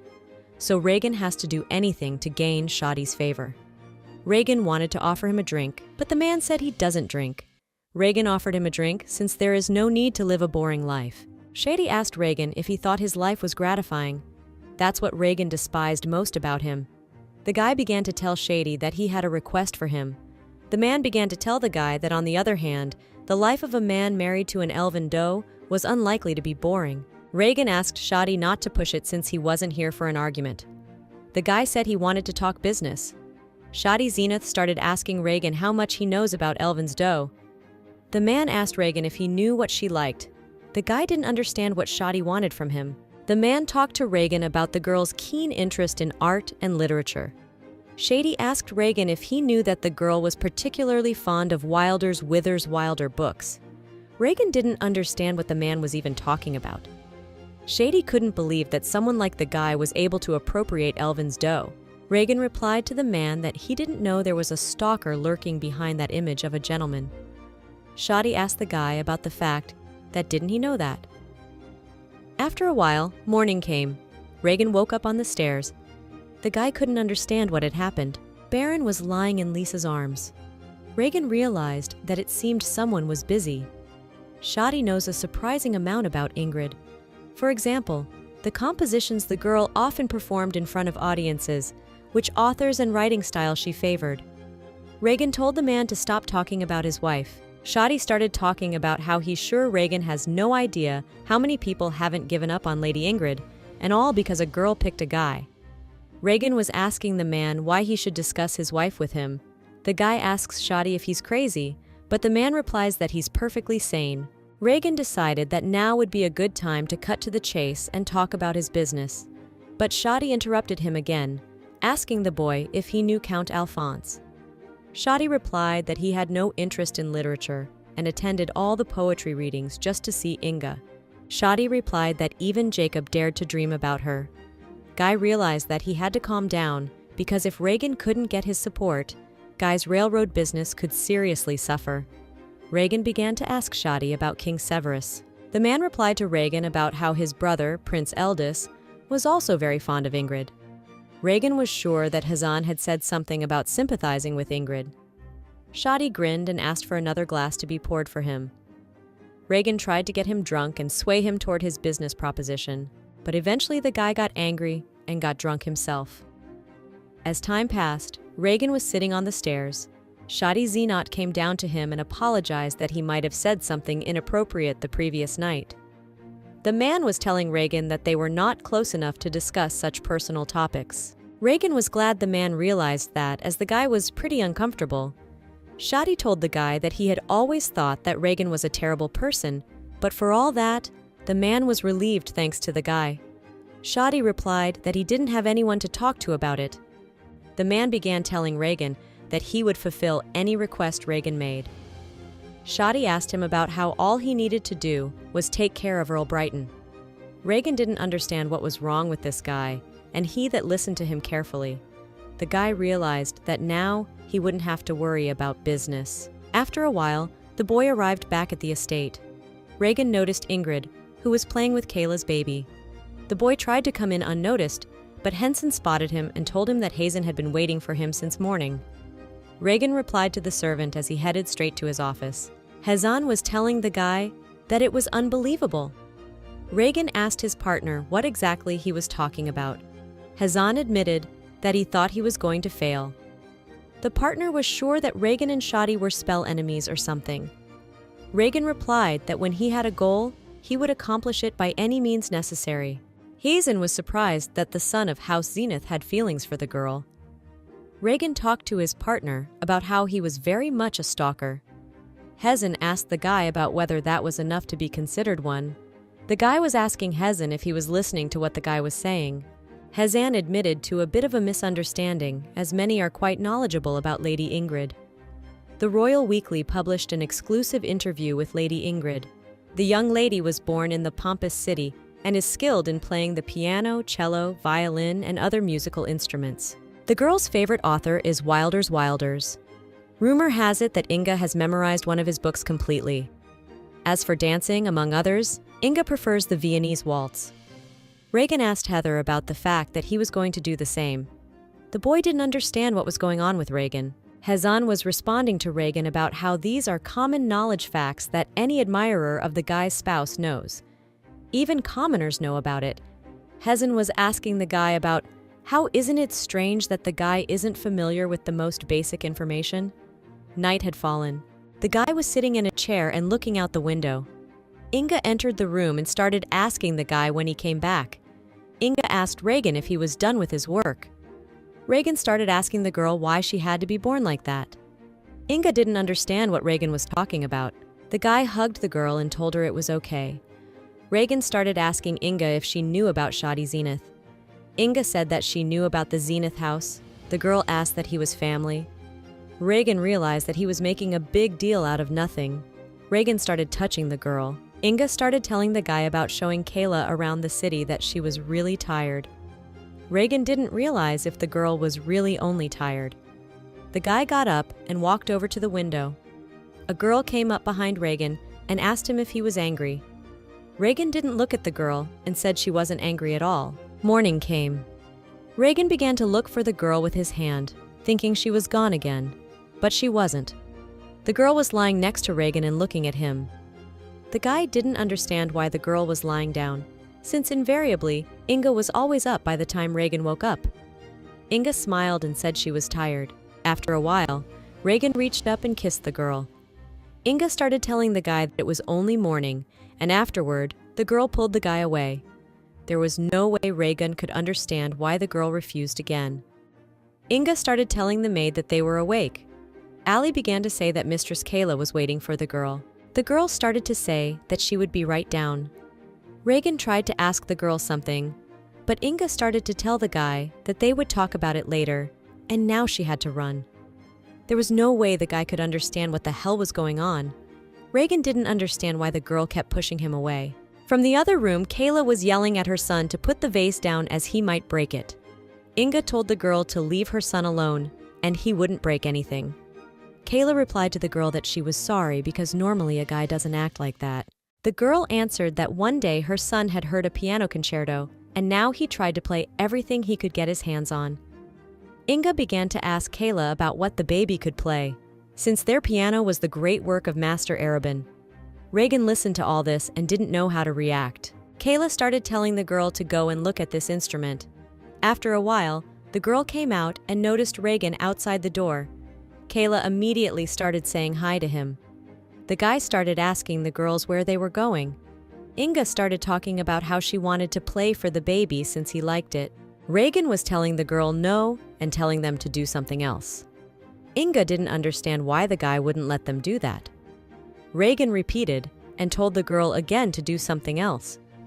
Inga started telling the guy that Kayla was next to her, so the girl was asking the guy. Reagan started telling the girl that if she was going to say something, it should be done in a way that made sense. Inga asked the guy about his decision to make a scandal because of what happened in the morning. The guy said that he wasn't going to make a scandal. Inga asked the guy why he was against it. Reagan replied to the girl that the piano wasn't there. Reagan started telling the girl that he got rid of it because the sound was terrible. Inga started telling the guy that even if it did sound terrible, they could have had a master come in. Reagan was telling the girl about how he wasn't worth that much to the master. Inga yelled and told the guy about Reagan's mother giving it to him as a gift. The guy started telling Inga about how his mother had long forgotten about the thing, and the girl should forget about it too. Kayla started talking about how she didn't need to play right now. The girl offered to go to El Farah as they had planned. Reagan asked the girl why they were going there. Inga started to ask the guy why he was asking for another ban. After a while, Inga told Kayla to go. Reagan had no way of knowing what the problem was. For a second, Reagan thought the girl had gotten another man. Reagan started asking Henson what El Farah was, and there was something going on there. Henson answered the guy that it was a store that was holding a literary event today. Since Duchess likes to read, Henson recommended the place to the girl. Reagan stood at the window and didn't understand why the hell he had broken that piano. The guy didn't understand why the girl was bothering with his mother's gift. Reagan figured the girl was just looking for an excuse to pick on him and then use that as leverage. The guy couldn't believe that the girl was the type of woman who would use absurd reasons to fight. Reagan didn't realize if he even knew anything about her. Henson noticed Reagan go into the study. The servant was very much surprised by this. The girls were standing outside laughing. Kayla told the girl about how wonderful it was. Inga agreed and told Kayla to do it more often. And afterward, the girl said that she should get ready to go home and Inga should get a good night's rest. Henson began to tell the girl, "Welcome back." Inga started telling the servant that she wanted to take a bath. After a while, Inga found Reagan in the study, asleep with a book on his face. The girl decided that perhaps she had been too harsh. Inga noticed that the author on the book was someone she loved. Suddenly, unintentionally, the girl dropped the book and Reagan woke up. Inga apologized to Reagan for waking her up and afterwards told him she was on her way out. Reagan took the girl's hand and told her to sit next to him. The guy was telling the girl about how her name sounded really funny. Inga started asking the guy what his nickname was. The girl went through a lot of names, but she didn't guess. Inga told the guy that she didn't know he liked to read. Reagan realized that there was no way the girl could know since she didn't like to read. Reagan told the girl that he knew Inga had a favorite author, Withers Wilder. Reagan asked Inga if she liked smart men. The girl got up from the guy and talked about the fact that she needed to take a bath. The guy had no way of understanding what was going on between them and why the girl was reacting this way. Reagan started asking the girl why she kept avoiding him. The guy asked the girl if she had fun with that boy while Reagan wasn't around. The book fell to the floor, and the girl got up from Reagan's lap. Inga started asking the guy how he even came up with something like that. The guy asked the girl why she was angry and if she felt any guilt. Inga started to say she'd had enough and refused to engage in dialogue while the guy was drunk. Reagan took the girl's hand and asked her about her daring to ignore him. Reagan asked the girl about how he is so insignificant in her eyes. The guy starts telling the girl about how he can play the piano too. Reagan shouted to the girl that he could be good at literature too, if he practiced it. Inga didn't know what the guy was talking about. Reagan asked the girl if she was bored with him. The guy was telling Inga that she had turned him into a lunatic, and because of that, he was addicted to drugs again. Inga cried and told the guy that she didn't want to talk to him right now. Henson saw the girl in tears and told her that her bath was ready and she could go take it. Reagan was picking up a book and a servant came up to him. Henson started telling the guy that if he continued this now, the girl would eventually hate him. The guy was talking about how even if the girl did something nasty, Henson was advised to remain lenient, at least for the rest of this week. Reagan didn't understand what Henson was talking about. The guy started talking about the Duchess getting too vulnerable during that period of the month. Reagan didn't understand what the period of a month had to do with it. Henson began to tell the boy that when he sobered up, he should apologize. The guy realized he didn't know anything about Ingrid. Night fell. The guy opened the door and walked into Ingrid's room. Reagan noticed that all he did was bring the girl to tears. The boy didn't realize if he had ever heard a girl cry so pitifully.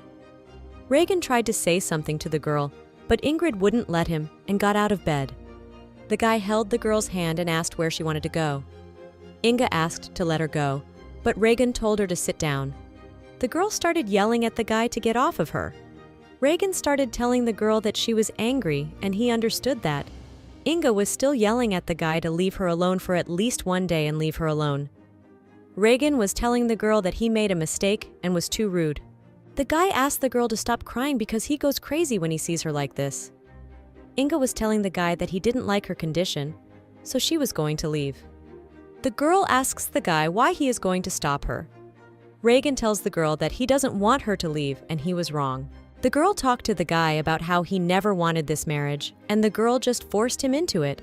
So the girl talked about how she would take responsibility for everything, but that didn't mean the girl would let Reagan humiliate and abuse her for the rest of her days. Inga was talking about how the guy had spit those humiliating words at her without a second thought, and now it was all not her responsibility. The girl was giving the guy one last chance to back out, but the guy accepted the girl. Inga told Reagan that she didn't want to live like that. The girl couldn't fight with the guy forever. Inga told Reagan that she always lives in fear of future words and actions of the guy. Inga is scared to suddenly see the guy drunk or on drugs again. Reagan walked over to the girl and put his arm around her. The guy told the girl not to cry and not to wander around the mansion crying so the servants wouldn't think anything. Inga asked the guy since when did he care what people would say about the girl? Reagan told Inga that he cared since they were husband and wife. Inga started telling the guy that it wouldn't last long. The guy started telling the girl to repeat her words. Reagan didn't realize that the girl knew from the beginning that it wouldn't last long. The guy asked the girl about what she wanted to confess now, that she had been manipulating him all this time. Inga screamed and told the guy that he was the one who made her think that way. Reagan asks the girl what he did. The guy says he apologized, but even after that, Inga treats him like that. The girl was crying and telling Reagan about how he doesn't even want kids with her. Reagan told the girl not to make such a claim out of nothing. The guy asks the girl what she wants to say. Inga said that Reagan didn't want children, and that must mean that the guy was planning to divorce the girl, as he had done with all his previous wives. Reagan didn't understand what this woman had in mind for her. Reagan started telling Inga that it wasn't about him not wanting children from a girl. Reagan asked Inga why she would want kids with a man like him. The girl was asking the guy why he was saying that. The guy asked the girl what would happen if she gave him a life even crazier than Reagan. Inga asked Reagan what he could know about the identity of a child who had not yet been born. The girl started telling the guy about how he should have children too. Reagan talked about how he's just a bastard with titles and land he didn't earn, so no one cares that the guy doesn't have kids. Inga began to ask the guy about why he kept tormenting himself and refusing to recognize the fact that he was noble. After a while, the girl left. The morning came. Inga saw Kayla off and told her that next time, Inga would come to the girl. Inga was telling Kayla to be careful. Kayla started to tell the girl again that she only wishes for happiness. The girl doesn't care who Inga chooses, but if the girl is unhappy, she should stop it all and not let her die from the inside out. Inga thanked the girl and then left afterward. For the next few days after Kayla left, Reagan locked himself in his office and drank himself into oblivion. Every day, Henson had to put him to bed. Inga sat in her room sewing a new handkerchief with a rose on it. A servant came up to the girl and told her that dinner was served. Henson began to tell the girl about the gentleman locking himself in his office again. Inga talked about how she didn't care. Henson told the girl that she had an amazing talent for embroidering without a pattern. Inga answered the servant that she had already done such embroidery, and it was much more interesting to reconstruct from memory the location of each stitch. Henson asked the girl if the rose on the gentleman's handkerchief was hers. Inga smiled and realized that Henson had seen it before. Inga told the servant that the lad had thrown it away, but the girl had picked it up to ask Reagan later why he had done so. The girl was talking about something that Reagan seemed to have found and thrown away again. Henson began to tell the girl that he believed there had been a misunderstanding because the gentleman had not thrown the handkerchief away. Henson noticed the handkerchief on the guy's desk and decided to take it to wash it. Reagan asked Henson what he was doing. The guy asked the servant to give it to him. Reagan sniffed the handkerchief and told Henson it was his. Inga was surprised that the handkerchief was in Reagan's possession. The girl asked Henson if he had been looking after the girl's husband for a long time. The servant smiled and said that he had been serving for about 7 years. The guy talked about how there's nothing wrong with that and it's his job. Inga asked Henson what kind of man Reagan was. The servant started to talk about how he is sure the gentleman is always thinking about the girl. Inga began to ask the guy if he would give an honest answer if the girl asked about the previous Duchess of House of Spencer. Henson began to tell the girl about how that would be difficult. The guy was telling Inga about how there may not be any more out of here, but they all used to be the guy's mistresses. Inga was talking to the guy about how he was very trustworthy. Henson started talking about how the only thing is that the guy treats Inga with care despite his behavior with others. Inga was telling Henson about how Reagan can't stand her and everything he says isn't true. Henson started telling the girl that the gentleman has some gestures that only Henson is able to notice, since the guy has been working for him for 7 years. Henson talked about how it was hard to explain, but the guy definitely didn't hate the girl. Inga thanked the guy and afterward asked him where Reagan was. Little Reagan was telling my brother about Raymond being next in line to the throne anyway. The guy didn't understand why everyone was so fixated on pitting his brother and Raymond against each other. Reagan's brother talked about how that was the policy, and Reagan could tell everyone that he was on his brother's side, and that would be enough. Reagan talked about how he also likes Raymond. His brother told his brother that he wouldn't say anything because he was that kind of person, but his brother was sure that the king had something to say. Reagan asked his brother about how he couldn't just get along with everyone. Reagan always wondered how things would have turned out if he hadn't died. The boy didn't know if he would have lived a more dignified life than he did now or not. Perhaps Ingrid would have married his brother, and the girl would have been loved and respected much more than she was now. Reagan didn't understand since when he had been sucked into this quicksand. Reagan sat in his office and didn't realize if it was nighttime or not. Reagan looked at the book and realized that the author of this book was a man who had earned Ingrid's love with just words on paper. The guy didn't understand when he became so petty. After a while, the girl started knocking on the guy's door. Reagan realized he wasn't at his best right now. Inga walked in and decided that she needed to air the room. Afterward, the girl picked up the handkerchief and talked about how it was hers. Reagan asked the girl not to touch it since it was a guy's. Inga didn't understand why she should not give it back, since the guy himself threw it away and the girl picked it up. Reagan walked up to the girl and apologized again. Inga started to tell the guy that she had given it some thought And the girl doesn't mind if the baby goes to the father, and the girl will always be here to take care of him. The girl will tell the baby how much she loves the baby. The girl talked about how she would also make sure the child knew, as well as scary. Inga was telling the guy about how he was very handsome and beautiful. The guy started asking the guy about why she came. Inga told the guy that she came to make up with him today. Inga asked the boy if he wanted to look at his aunt's cabin. Reagan started telling everyone that it was very sudden. Reagan wanted to take the handkerchief, and the girl started telling him to take it then, since it was his. The guy was telling the girl not to do it, that she didn't know how to do it. Inga started asking the guy why he wouldn't buy it.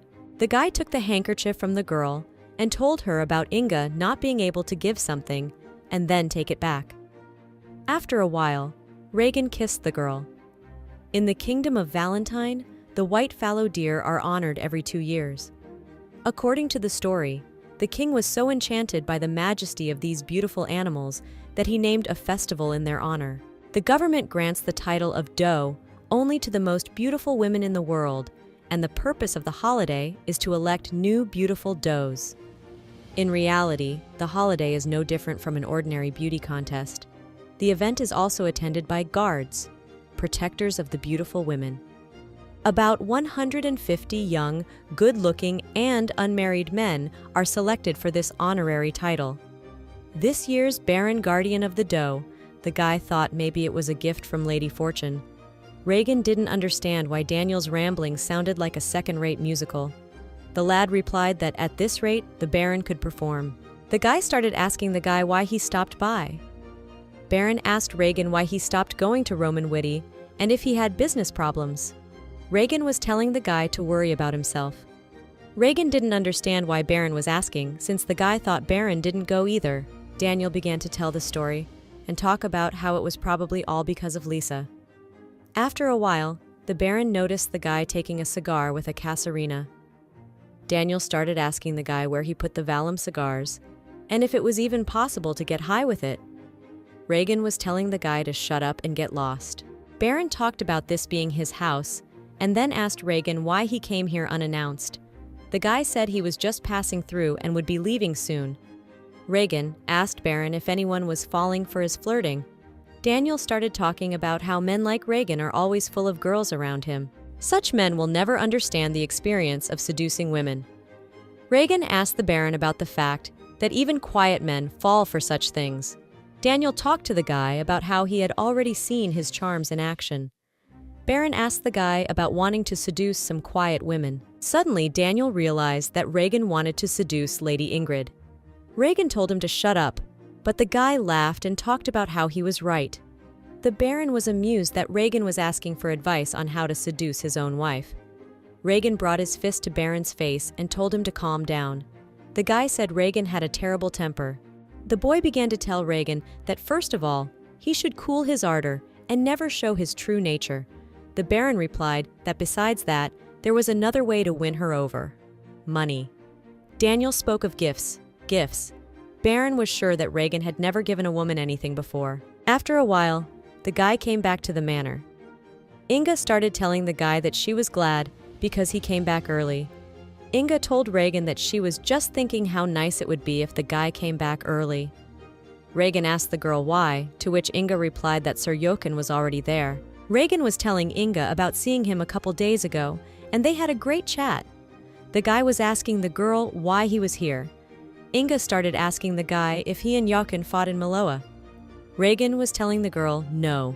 The guy said he was a little tired right now, so meet him later. Come to think of it, Reagan had told Jochen that he would tie up Ingrid in Manhwa after the day of honoring the doe, but the lad and Inge had nothing to do at that celebration. Guy decided that maybe they should just go. But also Reagan knew that if they went and had to contact his mother. Henson began to call out to Mr.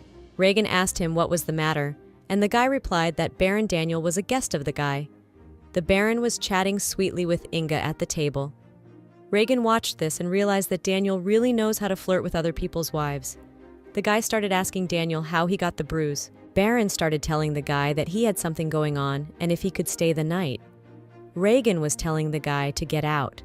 Baron was saying that his wife had already given permission. Inga told Reagan that Sir was very persuasive and insisted that he couldn't go home tonight. Baron was talking to Reagan about having an uninvited guest in his house. The guy couldn't tell that Lisa had barged in on him uninvited. Reagan figured it was more likely that Lisa had barged in on him uninvited. Reagan began to ask Jochen what he was doing here. Since Reagan thought they had already discussed everything, Jochen laughed and told the guy that he didn't want to say that it was forbidden to enter here. The guy replied that he had some business to attend to at the royal office, so the guy decided to stop by. The guy was also thinking about buying a gift for Astral before he leaves tomorrow. Jochen told everyone that Astrid was now his fiancée. Inga started telling the guy that she would be very happy to meet her, and it didn't matter what house she was from. Jochen smiled and talked about how Astrid wasn't actually from nobility and she was the daughter of a merchant who had a small business in Manhwa. The Baron was shocked at the fact that did Reagan's mother really accept a commoner into the family. Inga told the guy that if he decided to make a union for love, her status was not important at all. The girl was sure that Astrid was incredibly cute. Jochen replied that she was a beautiful girl, and soon the guy wanted to introduce her to everyone. Jochen replied that maybe the girl would be uncomfortable at the new stop. Inga began to tell Reagan that they would both be supporting Reagan's brother. The girl replied to the guy that she would go upstairs and he could have fun with the guests. The guy took the girl's hand and kissed her in front of everyone. Inga asked Reagan if she should wait for him, but the guy told her to go first. The guy started asking everyone about how they've never seen a married couple kiss. Jochen was telling Reagan about how the man across the hall is strikingly different from the brother the guy knows. Baron started asking Reagan why he should seduce his wife since they are doing well. Jochen questioned the guy about it. The brother started asking Reagan if he talks to her often. The guy talked about how they have nothing in common and nothing to talk about. The Baron was telling Reagan that he had a long talk with Lady Ingrid today. Reagan didn't understand what the Baron was trying to accomplish. Jochen began to tell Reagan that even if one does not share her hobbies and interests, the girl is a very good listener, and, besides, Inga is a good storyteller. The brother asked Reagan if he was sure he wasn't exaggerating anything. Reagan had no idea what the girl was thinking. Baron sat at the table and realized that Reagan really didn't realize how lucky he was. Jochen started telling Reagan to try to get something as a gift. Reagan asked his brother what she could have. Jochen replied for Reagan to think of something she might like. After a while, Reagan would send to the store. He had an uncomfortable hat on his head, but it helped the guy hide. The guy noticed that the Baron and his brother were both talking about gifts, and that meant really making an effect. Reagan wondered what she could get her. The guy decided to give the girl money first, but then Reagan thought about how rich the Farnese's house was. It made no sense. Reagan remembered that girls like flowers, but for all that, their garden is already full of flowers. You have to know a book to buy it. Reagan didn't understand why he was even thinking about it. Sometime later, Henson arrived at the lad's carriage. The guy was responding to Reagan that this was very unusual. Reagan was telling Henson to follow him. The guy asked Henson if he remembered what the piano that Reagan's mother gave him looked like. Henson told the guy that he remembered, and also the servant replied that the instrument was unique, as it was made by Master Arabin at his personal request. Suddenly, the guy was noticed by a customer. The salesman started asking Reagan what brought him to this humble store. The guy started telling the salesman to bring him the best piano, the price of which he didn't care about. Also, Reagan was telling the salesman to make sure the color was white. Inga sat in her room and wrote a letter. The girl remembered the words of Jochen, who had said that perhaps they would stay in Manhwa for 6 months or so. Inga understood the fact that she had never yet left Elwyn for such a long time. The girl hoped that this letter to her family and friends would be enough to reassure them. Inga noticed that Reagan dressed carefully before leaving today, and the girl thought that maybe he had gone to another woman. Inga didn't know if the guy would come back intoxicated. The girl did not know if she was satisfied with being in such a relationship. After a while, a carriage appeared in the window. Inga did not realize that she was behind the carriage. The girl ran out to the guy and told him that she thought he wasn't going to spend the night at home. Reagan asked the girl why she was walking around in such folksy clothes. The girl talked about how she rushed to get dressed because she thought the guy would be with a guest. Reagan replied that he didn't have any guests with him. The guy tried to say something to the girl. Inga asked Reagan if something had happened and what was wrong. The guy replied to the girl that by dressing like that, Inga was seducing him. The girl tried to tell the guy that this was not the time. Reagan stepped away from the girl and told her himself that he knew it. After a while, Henson came up to the lad and told him that the preparations were completed. Inga asked the servant about the fact that they had a guest after all, but Henson told the girl that the master himself should tell everything. Reagan took the girl's hand and told her to follow him. In the huge hall stood a very beautiful piano. Inga began to ask the guy why he had brought home a piano so suddenly. Reagan asked the girl what would be the big deal about bringing home a new purchase. Inga asked the guy about what it meant for him to repent for what he had done. Reagan did not understand who was repenting here. The girl began to smile and told the guy thank you. Reagan wanted to win the girl's heart and look worthy in her eyes. The guy sat down at the piano. The girl asked him what he wanted to play.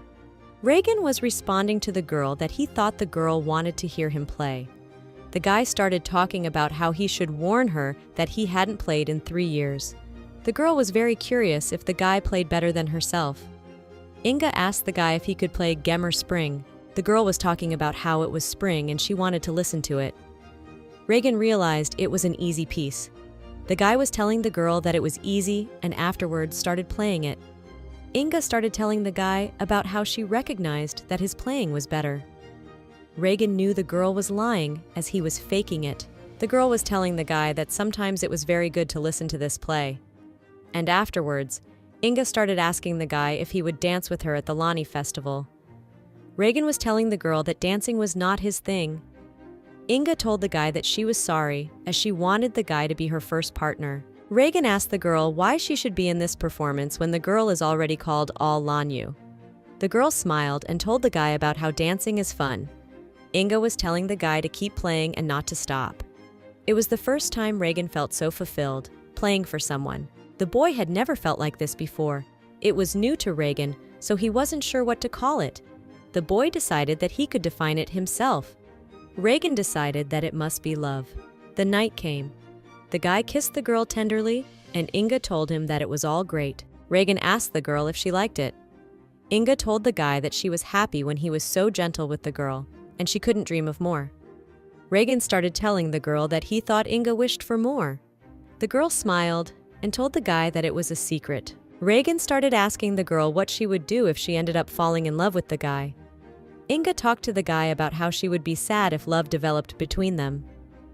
Reagan asked the girl about how she hated the thought of it so much. Inga said she doesn't hate it. It's just that love is a fleeting feeling. The girl replied to the guy that it is bound to go away one day. The guy answered the girl that it doesn't work for everyone. Inga asked the guy if he had a first love and if Reagan still loved that person. The guy smiled and realized in his head that that person was and will always be Inga. The guy realized that if he declared his love right now, Reagan would think he was crazy. Inga started telling the guy that if he ever fell in love with someone else, he shouldn't tell her that. Even if the guy said it, Inga would still stay with him, but it would probably hurt the girl. The guy decided that they should have a baby. Reagan realized that even if one day the girl hated the guy, they would have a child with the help of which the guy could tie the girl to him for a long time. After a while, Reagan sat in the office with the doctor. Sir wanted to say something about being young, but Reagan answered him to speak honestly. The boy had heard about the children of drug addicts having congenital ailments. Reagan asked the doctor if that was true, to which the doctor said yes. Sir asked Reagan what kind of drugs he was using. The doctor knew that some drugs could be eliminated and neutralized with medication. Reagan replied that he was still taking Valium and Casarina. The man replied that unfortunately, they don't know how to neutralize Valium yet. The doctor replied that the only way is to stop taking it. Reagan began to ask the doctor how long he should not take the Valium. The man replied that he should take it for at least 6 months. Reagan asked the doctor what about alcohol. The doctor began to tell Reagan that if you compare, alcohol has less of an effect, but with all that drinking will lead a guy to drugs. Sir was telling the guy to talk to his wife and discuss the guy's addiction before thinking about kids. Reagan asked the doctor not to say anything to Ingrid. Guy decided that he had to give up drugs completely. Dame Square, the first day of the Doe festivities. Baron saw Reagan in the crowd. Reagan realized that the guy was definitely enjoying it. Daniel looked at the guy and told him about going to the Doe Guard King this year. The Baron was telling Reagan that this year the beauties from the Northus were participating as well. The boy didn't understand what the Baron was talking about. Daniel answered the lad about what the latest news of the Sarantine Weekly had said about it. Ambassadors from the Northus had decided to pay a surprise visit during this festival. Reagan didn't realize what kind of ambassadors. The Baron figured the lad was worried about Ingrid, since she was almost becoming their king's wife. Reagan asked Daniel to shut up if he didn't want to visit the lantern on this lovely day. Baron told Reagan not to take it personally, as they are just ambassadors and he has nothing to worry about. Reagan didn't look at the guy and talked about how much it pissed him off. Meanwhile, Daniel was excited about the beauties of another country. The boy began to ask the guy where Lady Ingrid was now. Reagan started talking about the girl coming in the evening. After a while, Lisa approached the guy. Daniel was surprised that Lisa was sober. Meanwhile, Reagan stood apart from them and thought the Baron was right, as the king would not have come with the ambassadors. Endit stood at the feast and was approached by the princess. The girl was telling the boy that she never thought they would meet in a place like this. Endit was aware that the girl had been following him for some time now. The princess smiled and told the guy he was pretty narcissistic. The girl asked the guy if he could play along with her once. The princess replied that it was difficult for them to date outside of circumstances where royalty, nobles, and commoners were having fun. Endit asked the princess why he should go out with her. The girl smiled and told the guy that today she would be the guy's doe. The princess was telling the guy about having to serve her today. The Endite was telling the princess that he was refusing. The princess couldn't understand how the guy refused and disobeyed the royalty. Endit tells the girl that if it is the king's wish, he will escort the girl, but if not, the guy leaves. The girl tells the guy to stop playing hard to get. The princess was answering the guy about how she and her sister were starting to annoy her. Endit asks the girl what Ingrid has to do with her. Endit was asking the girl why she can't understand when she says he doesn't have feelings for the girl. The girl tells Endit that he better get a grip. The princess replied that she was an Isabella. Reagan didn't even look at the girl and told her that he knew it, and now with the girl's permission, he would go. Isabella yelled to Endita and talked about how she was giving him one last chance today. The princess was only asking the boy to be with her today. Endit walked without looking at her. The boy didn't understand how the girl was going to get married if she was fooling around all the time. The princess looked at Endit and told him he was a fool. The girl was talking about how she wasn't bluffing. Raymond stood next to Reagan and told him to smile since it was a celebration. Guy was responding to Reagan about how today would likely be the last Doe holiday for Isabella. Reagan was talking about how maybe his and Empire's relationship had soured so badly that they were sending Isabella away. The guy understood that he meant his wife. The boy began to tell Reagan not to jump to conclusions, since international relations did not depend on such trifles. Reagan wondered what Isabella herself thought about it. The girl began to tell the guy that he had the guts to ask the girl's opinion. Isabella smiled and told the guy that he had grown up. The girl could see that the boy was doing well. Isabella talked about what people say, no news is good news, and it's fair to say that about someone like the guy. Reagan asked Isabella if her decision was final. The girl began to talk about how after Severus they would evaluate the girl and recommend her to the king upon his return. Isabella started talking about how she is not Ingrid Farnese, so the king will be disappointed. Isabella talked about being hated by the man she likes. The girl had no desire to resist or run away. The boy looked at the girl and thought she was joking when she spoke of Endita Farnese. Isabella asked the guy if he was alone. Reagan was telling the girl yes. Isabella was telling the guy that it was a good thing because since the girl's mood was lousy, she could have snagged Reagan's wife a slap. Reagan didn't know what to say to that. Isabella told him not to be sad, since the festival was in full swing. After a while, everyone started yelling that Elvina the Doe had come to the festival. Ali asked Ingrid about her heading straight to the auditorium. The girl talked about how Reagan told her that he would be waiting there. Ali started telling the girl about how Inga seemed to be in a good mood today. The girl was smiling and telling the maid that she and Reagan have been doing well lately, and that makes the girl happy. Also, the girl is on a holiday. Out of the corner of his eye, Reagan noticed the girl. The guy started to ask one of the servants to go over to the girl and ask her to wait a bit. Inga didn't understand what was going on. Ellie started telling the girl that it would take some time, and if the girl was tired, they could go back inside. Inga smiled and believed that the guy would be here soon. A servant came up to Inge and said that Reagan and the princess had urgent business, and the lad told the girl to have fun and he would come up later. The princess brought the lad into the room and told him to drink wine. Reagan replied to the girl that he was not drinking now. Isabella started telling the guy that she knows about his addictions. The girl was telling the guy about how there are a lot more rumors reaching the royal family than the guy thinks. Isabella was telling the guy to have a drink, as it wouldn't hurt him. The guy took the wine, and afterward the girl started asking him what he thought. Reagan started to answer about the princess living a miserable life. The guy was asking the girl about whether drinking alcohol would lift her spirits. Reagan told the girl that she should enjoy the holiday. Isabella asked the guy how she could do that.